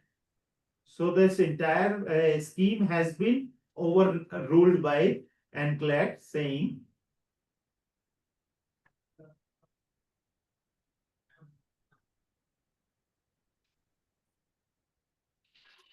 NCLT, gave a judgment, though it was also somewhat in favor. NCLT said, okay, the RP, since both are public authorities, the RP and the Enforcement Directorate, so they should work in consonance and for the public interest. So I said, what is this? They have not clearly removed the attachment. So I filed an appeal before NCLAT because the NCLT's order was not clear, though it was also not in negative, but it was saying that we should work in coordination for the public interest. So I couldn't understand whether the attachment is removed or not now, but from NCLAT I am getting this. Piche chalo. So they say section 14 was one thing. Then does section 238 override PMLA or not? Another thing, So 238 overriding effect. Here also they have completely set it aside. Overriding effect. So 238 has no meaning now. So in all these judgments you must have seen, so there is no consideration to 238. Do NCLT and CLAT have jurisdiction at all to interfere with confirmed PMLA attachment orders? At least they have jurisdiction on the matters related to IBC code. One is section 14, second is 238. So at least the matters related where these two things are in question, these two provisions, that is definitely in the jurisdiction of NCLAT. But all these questions have been answered in negative. We'll go further. So NCLAT says moratorium does not extinguish PMLA enforcement. Held that assets alleged as proceeds of crime under the PMLA are not subject to moratorium, even if attachment occurs during CRP. ECIR launched in 2013 predates CRP, attachment is valid. Only because what is ECIR? Enforcement. Enforcement case information information report. Oh, Just like FIR. so Just like see what has happened Yeah. in this matter. In this matter, the case was reported in 2013. The report was prepared in 2013. That's why they say it is prior to IBC. Therefore, so attachment is valid. So while if they are going to such an extent, they should have also seen that the property, the security interest was created in 90s and the crime has happened in 2006-7 or 8-9, I think. This is NESL scam. So NESL scam happened in 2009-10. So the crime itself has happened after 10 years after 10 or 20 years after the creation of security interest. So if they are going to this extent, so they could have seen even it is not a proceeds of crime. So crime has happened after the creation of the asset, much after that. And even security interest created, assets created. So how could these assets be proceeds of crime? So which was not dwelled into. So IBC, they say, cannot override PMLA, even though IBC has section 238. PMLA serves distinct penal objectives. No irreconcilable conflict between IBC and PMLA. Hence, PMLA retains its force in penal domain, while IBC is a consolidated law for revival of the corporate debtor. So this aspect has not been considered in this judgment at all. So they say NCLT and CLAT lack jurisdiction to release PMLA attachments. Consistent with SC ruling in Kalyani Transco versus Bhushan Steel, the tribunal held it cannot review or set aside attachment orders confirmed under PMLA. Alleged remedy lies with PMLA adjudicant authority under section 26 of PMLA. This PMLA is a criminal law, that's why it has, I think 238 cannot override it. So, आगे चलो. So basically, in this judgment, and also I say section 32A, which has been brought in just for the purpose, though in this matter, a plan was approved before, just 1 month before the, introduction of 32A, but in any case, at the time of, this judgment, 32A is there, even at the time of implementation of the plan, during that 32A is there. So, in a sense, the corporate, the RA should get the assets clean, as a clean, Ghanshyam Mishra, clean slate principle. So, he should get the assets clean of all these things. So, the intent is like that. So, but nothing has been considered. So, they say it does not apply, 238 cannot, extinguish, then tribunal jurisdiction is not there, then PMLA attached assets are outside the resolution state. It has been said that these assets are outside the resolution state of the under IBC. So now these things also will need to be considered by us. So practical implication is insolvency professionals cannot rely on IBC to release assets attached under so and so. So only way is now to go to 80 PMLA. So 80 PMLA is Appellate Tribunal of PMLA, wherein I got a very landmark judgment on 31st October 2018 in the matter of Bank of India versus Tirupati Infra Projects, wherein it was said where there is a secured asset So if there is a security interest, it cannot be attached. So that ruling is there in our favor, but I don't know why after that there is 80 PMLA has not released any of the attachment. I am there in 2-3 matters before the 80 PMLA, but they are not giving that kind of judgment to post that. They have not given any single judgment after that to this effect. So resolution applicant must proceed with the IRP RP and to understanding that certain assets remain outside CRP control if PMLA attaches that. So investors and lenders have to recognize that public law enforcement statutes may restrict, may restrict access to declared assets even under moratorium or under 32 protections. So this is very discouraging for the resolution applicants and the investors. So who may be remain wary in Bhushan Power case, as you are aware, that the attachment was done even at the time of implementation of the plan. Leave aside during CRP. So in that judgment itself, they are saying 238 it does not override. In Bhushan Steel, it is post that. So the investors will run away. They won't come before in NCR, these IBC matters. So if this be the situation. So conclusion is that proceeds of crime assets are not resolution state. So that we have said. Okay, आगे चलो. So suggestion is that it is necessary to uphold the sanctity of the moratorium. Cooling period has to be given effect, and there should not be any such disturbance in the cooling period of revival. Otherwise, revivals will not happen. So then some changes, amendments to be made in the code, so that this attachment should automatically go. There was a Bombay High Court judgment which says that attachments are 32A is automatic operation, and immediately on approval of plan, 32A comes into force and all attachments are automatically removed. You don't need to even go anywhere. So, and also that 32 of the code is implemented in true spirit, so that confidence of the PRAs is maintained.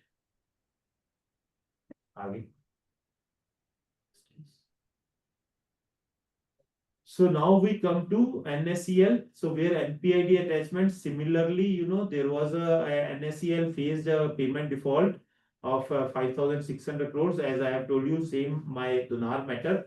This matter was also before Supreme Court, though it is not tagged in this judgment, but we are before Supreme Court for this NPID attachment. But now after this, we are sure that what judgment we are going to get. In that also, Bombay High Court has said NCLT does not have jurisdiction, and now we are before Supreme Court. So, but Supreme Court has already shown its inclination. They say it is to protect investors, and one writ petition was filed by arguing that bankers should not have priority over the investors.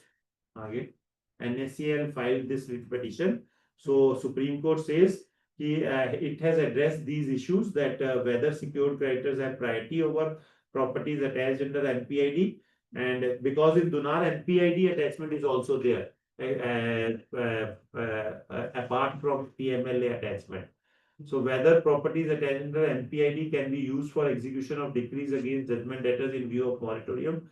So these are छोड़ दो ये references, आगे चलो. So Supreme Court's finding is NPID has overriding effect over secured creditors' claims. So Section 4 and 7 of NPID empower the state to attach properties of financial establishments defaulting on deposits. Secured creditors' right under SARFAESI and RDB Act are subordinate to NPID Act when it comes to assets attached for protecting deposits. Again, 238 is set aside. The court held that once properties are vested with competent authorities, secured creditors cannot assert priority rights, though these properties are attached post security interest has been created. Now, my point is, when the security interest is created as per Transfer of Property Act, this is a sort of transfer. So basically, this does not remain even the property of the corporate debtor. So how come this kind of assets can be attached? So which are not even the property of the corporate debtor? There is a mortgage there is a lien over the assets. There is a mortgage of assets to some third party. But IBC moratorium, again, they say it does not override. So MPID Act is prior to insolvency proceeding. That is a different case if it is prior. But my case was during insolvency. So property not yet attached at the time of moratorium would be governed under IBC's moratorium, but the court reaffirmed that already attached are outside. Here now they are saying different thing. And Anclet has said different thing in Dunar. So here they are saying if it was prior to moratorium, that's why it will be out of IBC. So, but my case was during moratorium. So, what Supreme Court has said that prior to moratorium, that's why these are outside IBC. But Dunar, the Anclet has said no. Since it was moratorium is not applicable at all. So here, we are not understanding that courts stands in different matters. It appears to be incorrect because no further proceedings can be initiated under section 14. It is there. And 14 is there. But Dunar, they have said no, 14 does not apply. And to attachment. आगे चलो. And one more thing, sir, in this MPID and financial creditors, both are doing their business on the basis of the depositors' amounts only. See, so that should be considered at least. So now they say 142 powers limited by statute, while the Supreme Court appointed a special committee under 142 to consolidate and expedite recovery proceedings. Powers under 142 cannot override substantive statutory rights. The earlier order 142 creating committee was reaffirmed as valid but subject to above limitation. This is something else. Let's go further. So secured creditor, they say is subordinate. Secured creditor is subordinate to MPID. Those depositors are prior because now banks have to keep these factors in mind that post even finance, if there is some crime, so some other depositor may say that no, they have a prior charge. Some state law somewhere in the country can say that no, they have a priority of right. From these judgments, this can be gathered. Some law can say, so bankers have to study each and every state law also before giving finance and see that where all company operates and which state law can affect their security rights. IBC moratorium does not apply. Here also they say already attached because already attached that we can understand. But in Dunar it was post CRPS commencement. 142 cannot override express. Okay. Execution of degrees छोड़ दो ये चलो आगे. So practical implementation is now bankers cannot assert secured creditor rights for the properties attached and already नहीं है secured creditor तो पहले के थे but this then insolvency professionals must exclude MPID attached properties from insolvency estate. Investors and depositors receive statutory protection under MPID priority. So we should invest rather in deposits of the companies because we'll get this priority and that too in Maharashtra because this is Maharashtra protection of interest of depositors. So those are more secured than even banks, public sector banks.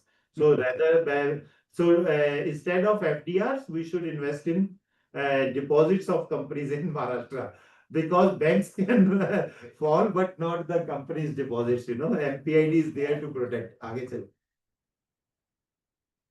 So suggestion is that sanctity of court shall be maintained and overriding effect of 238 should be there. So definitely. So now we'll finish off with the main आगे चलो, yeah, because we have to run fast. We are now short of time. Greater Noida Authority, similar case, let us leave it because here they have said इसको छोड़ देते हैं. Same case. नहीं तो वो कहाँ गया Bhushan power. So Bhushan is main, for 20 minutes. So let us go to Bhushan. Because that is a major. Here also same 238 has been overridden and they say Greater Noida Authority also has a, in Greater Noida Authority has a clause that their charge is prior, first charge. So that's why, they even the plan was approved, they set it aside. The approval was set aside by Supreme Court after 2 years, I think. In Brabjit Singh Soni. Some time has gone by. Something has gone by. Yeah, I know. So now this is the biggest disaster. Bhushan Power, after 5 years of plan approval, and implementation also completed. Now the court says that, in 2017, okay, I'll read out some facts. JSW emerged as the SRA, plan was approved in 19, also approved the plan, and later Anclet has upheld the approval in 2020. Kalyani Transco, along with operational creditors, they challenged the implementation, saying that there was some delay in implementation. So there is some non-compliance with 29A, that is, there was some joint venture of JSW with some group company of Bhushan Power, but which was, I think, joint venture was not implemented also. Some agreement was entered into but was not implemented. That entity did not come into being. Some disputed PMLA provisional attachment of assets post approval was done. Post approval of plan, PMLA attachment. So after after approval of plan, the resolution applicant definitely will be concerned. How can this happen? So he went to Anclet saying that during this attachment should be removed, which was also done by Anclet. They removed it at that time. And till that time, when the matter was being adjudicated, he asked for consideration of holding the payment. So this was the only big mistake. So due to which this judgment. SC consolidated multiple appeals, including by operational creditors and ED.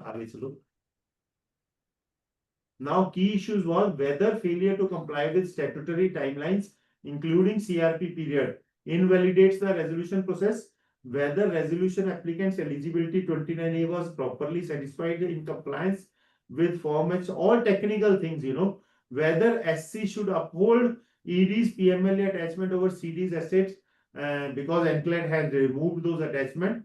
Post approval, it was done. However, section 32A was there at that time, section 32A was there, but they say no, post approval and they can do.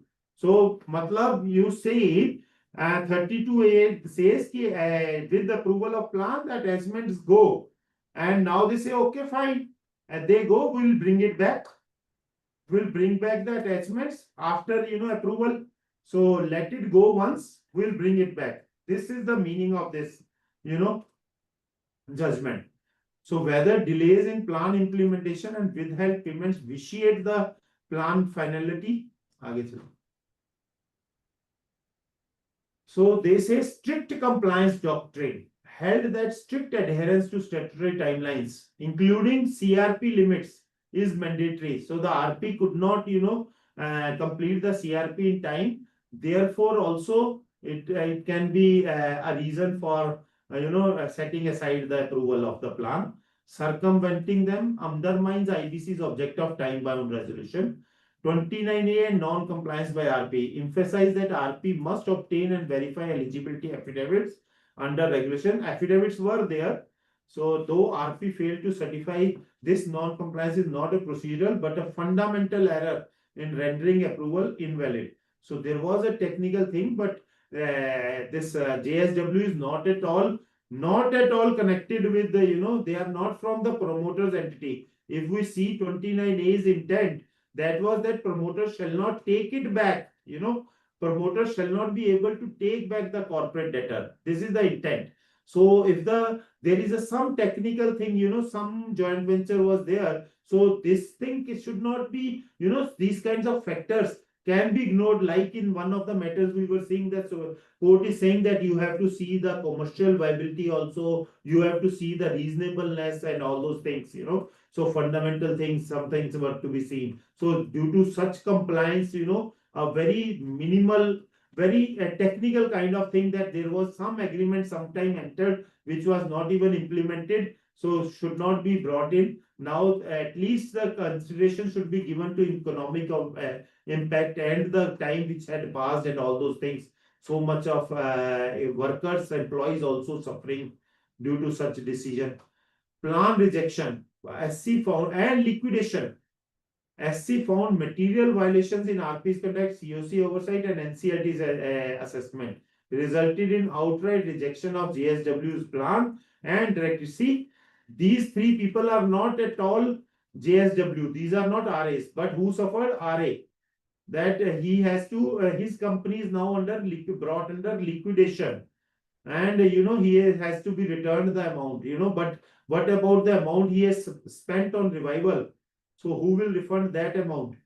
So these all considerations not given, and the entire IBC can be jeopardized by the investors. They will be very cautious, and I think this will dishearten them to come forward in IBC, this kind of judgment. So PMLA, they say, held NCLAT erroneously extended 32A protection, blocking ED's attachment. See, so while it is post approval of plan, so they say 32A protection should be only if the I think this must be the meaning, that only if the attachment is prior to approval, and it can go only at the time of approval. Post approval, they have the rights to attach. So this is another thing. So SC clarified 32A cannot be invoked where CRP itself is flawed. Matlab CRP, the RP did not carry properly. That is also penalty to the RA. PMLA orders and ED jurisdiction remain unaffected. See, आगे चलो. So key paragraphs, these, then statutory timeline, CRP period violations void the plan. See, and 29A mandatory lag invalidates the plan. Delay after approval undermines finality. So that delay was only because of this post-approval attachment. Flawed CRP cannot invoke 32A immunities. So RP has flawed the CRP, therefore 32A immunity not available to the RA. So final outcome, plan is set aside and liquidation ordered. आगे चलो. Practical implication is IPs shall meticulous be with the compliance. These things are definitely right takeaways, that we should mandatorily follow the procedural timelines, eligibility certifications, and accurate COC conduct should also be accurate. Resolution applicants, so affidavit was there, JSW affidavit was there. So, but they say no, they should have, seen this thing also. Some technical thing that some joint venture by some subsidiary of JSW, foreign subsidiary with some foreign associate of Bhushan Power, and guarantee transparency. Reliance on COC alone may not subsidize. PMLA overlaps. Resolution must respect statutory autonomy. Flawed resolution process does not immunize from PMLA action. So if the resolution process is flawed, then PMLA action can take action. So this is the takeaway. SC's ruling in BPSL represent a significant shift from commercial finality cannot trump procedural sanctity. So non-compliance with statutory timelines and eligibility rules, especially section 29A timely certification, vitiates resolution plan even long after implementation.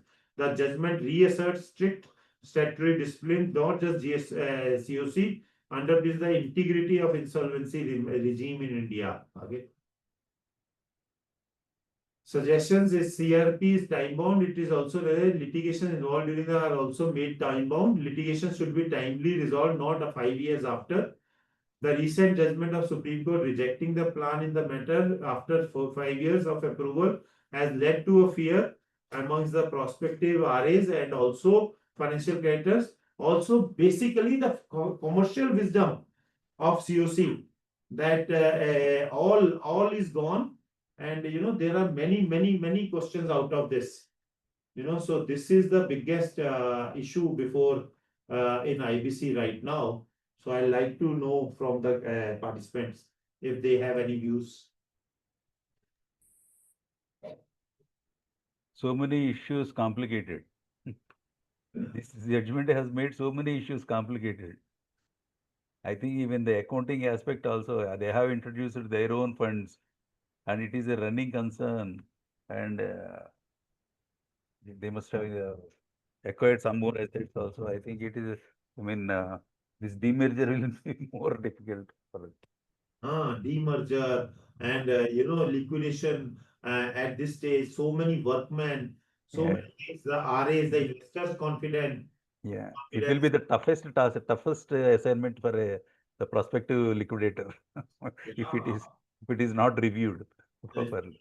Now in the review, let us see which we shall hope for the best. Mr. Ramakrishnan, you want to say something? No, sir. No, sir. So I any think other? maximum confusion has come now. Okay, so nothing to Maximum.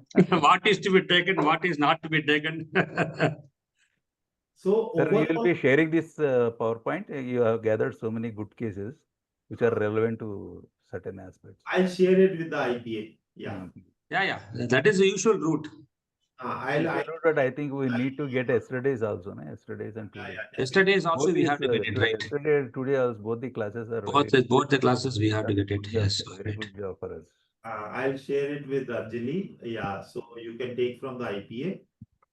So basically speaking, now concluding this all things, so we have finally come to these points, which are necessary amendments in our view.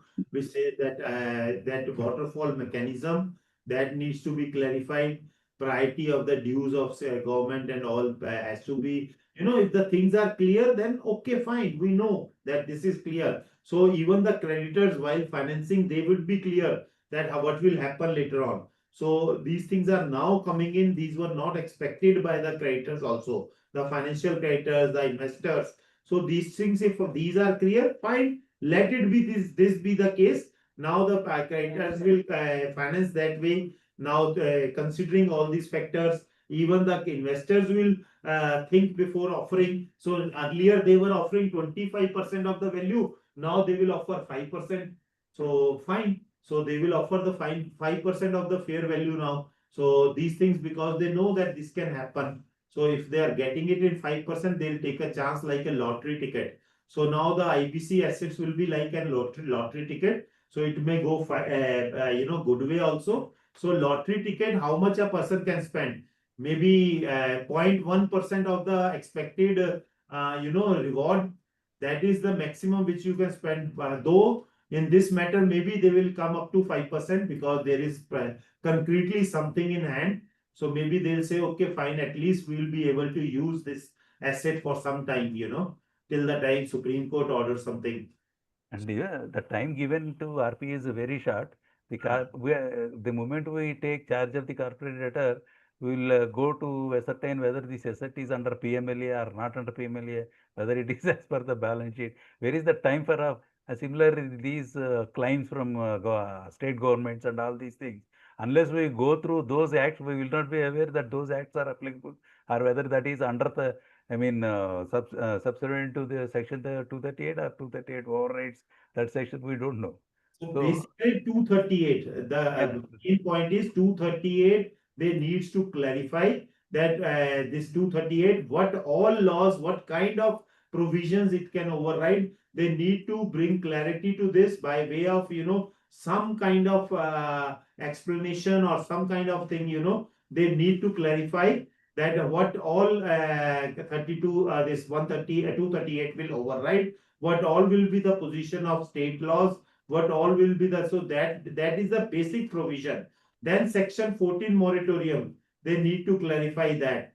Then 32A needs to be strengthened, then EPFO, they need to issue guidelines. Let there be a claim form properly designed that the money reaches the beneficiaries at least. So that the departments do not blackmail, do not hijack the process totally. So at least the benefit, they should not be enriched out of the loss of, so they should not be wrongly enriched at least. That EPFO only becomes a gold mine and other financial creditors all lose. Though employees, workmen, they should be definitely protected, but not to somebody else should not be able to take the benefit.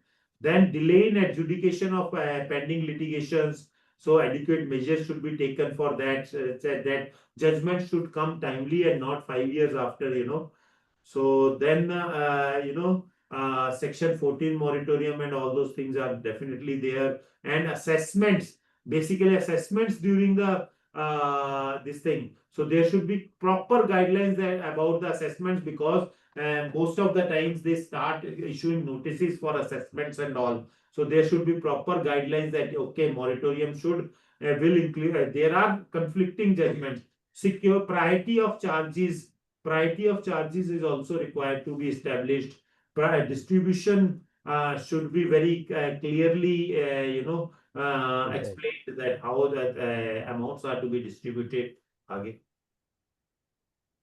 So there needs to be training capacity buildings programs to be undertaken by government departments, income tax, EPFO, customs, state tax, like Mr. Ramakrishnan was saying. Statutory departments should be made aware that IBC has altered the concept of crown debts and lowered the priority of government dues. Guidelines, SOPs should be issued to statutory departments that after approval of plan, no assessments or notice even cannot be issued for any dues prior to the approval of the plan. Integrate the statutory departments and IBBI systems for better coordination upon initiation and completion of CRP liquidations. Okay. Very recently, I just say one more thing. Very recently, this Hyderabad Insolvency Professionals Association, they have conducted a seminar. There they have called all the income tax and GST and electricity department, all these heads also. One situation is that the electricity department, the dues are there, past dues are there, payable by the corporate debtor, and the unit has been sold to some other resolution applicant. When the resolution applicant has gone to the electricity department was demanding the previous dues also to be paid. Why? Because when we raised this issue to that in the electricity department, they told that they have in the entire hierarchy of that organization, I mean electricity department, no one has the power to weigh the past dues. So Right. unless the past dues are paid, the reconnection will not be entertained. I know these kinds of things happen in my case itself, but way back, 7 years back, I got a judgment from NCLAT in the matter of Kalpataru alloys, wherein the NCLAT directed the electricity department to reconnect without payment of the previous dues. So I got this judgment from NCLAT. So, but there are many things, yeah, definitely. Even Paschim Anchal Supreme Court judgment is now there about the electricity dues. So, but still these departments need to be educated. So all these things are there. And these are the challenges faced by IPs, that uncertainty is there regarding the priority of the dues, then difference between statutory. So how these attachments are to be handled, etc. So how to go for these authorities, about PMLA and MPID. So feasible resolution plan. So that is also a challenge, because anything can happen. There are so many surprise factors. And then personal risk is there for the RP, for Threats will be there. personal risk is there for the RP. Sometimes the court may say, oh, you have, like in Bhushan Power, RP has been reprimanded like anything. So he is personally at risk. Anytime the court may order anything for him that you have done this, which is a criminal, but he was never aware that yes, he could not have done this, because some things are, beyond, which are interpretations or by the courts. So and those two, prospective. So these kinds of these kinds of, interpretations definitely can be very dangerous for the RPs. I mean, there must be so many contradictory judgments also. If the petitioner brings one kind of judgment, the respondent will give some other kind of judgment which is contrary. Then it will be difficult for the NCLT people also to take a. You are right. You are right. So then extended timelines of CRP and liquidation, also because of these litigations and attachments, etc. Ambiguity on treatment of attached assets in liquidation valuation. You tell it now, once for all you finish. There should be clarity that yes, this is now there, but howsoever bad or good. So that should be clear. So that person should know, shall I choose IBC as a profession or not? So will it survive or not? So at least, he should not waste time, and he should not, because tomorrow if these things keep on happening, there may be definitely it may affect the IBC's itself, existence. So Bhushan Steel has definitely shaken that. So erosion of a COC autonomy, these things, definitely COCs approve the plan, and tomorrow the court says no, this was wrong, but due to these factors. Then duplication of compliances, and then reduce market confidence for in IBC as a resolution to. This is the biggest effect. Biggest effect is that investors' confidence is shaken. And more so, even if the confidence is shaken, it is for about the value realization for the creditors. Because the more they are wary about something happening, some surprising coming, they'll discount it more. Like I said, they will earlier they are paying 50% or 25% of the real value. They will start paying offering 5%. So this affects the value realization also. Aage. So these kinds of things, yeah. So question. Only one point before concluding this. Somewhere as one of the slides you discussed that operating creditors, in the case of operating creditors, the AA shall, correct? Shall approve. And in the case of financial creditor, AA may. 7. So section 9 section. I'll show you the 7 and section 9. 7 and 9, correct? 7 and 9. 7 says if there is a default, the AA may approve the plan. So that may has given interpretation to so many other things, right? Yeah, that's what. Would you like to include that point also in your suggestion for amendment? That's I have included already. I have already included. I have said that yes. I have already said that yes, may shall be made shall, like it is in section 9. Yeah. If there is a default, it has to be admitted. That's it. So that timely admission is. Voice. Good.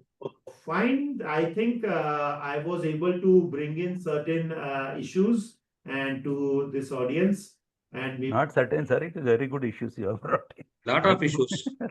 Lot of issues, and still resolution had to take place. Yeah. So we are trying. We'll make a brief of the suggestions also, what all we have discussed with all of your views also, and we'll try to forward it to the rightmost forums and see what happens and hope for the best. Thank you. Thank you. Thank I you. think they will do it, because if your request is going to be genuine, definitely they will hit to it. So yeah, we They feel. have to feel genuine. It And is already I genuine. hope that you may also say that yes, these are genuine requests. So your voice is with me. We will definitely succeed. Yeah. Thank you for the interesting session. Very much. Yeah, thanks a Thank lot. you. Thank you. And thanks for Thank participation. you very much, sir, for such a nice and knowledgeable session. Thank you, madam. Sir, Thank you you. are requested to please share your presentation. Definitely, madam. Thank you for the opportunity. Thanks a lot, everyone. Thank you. Thank you.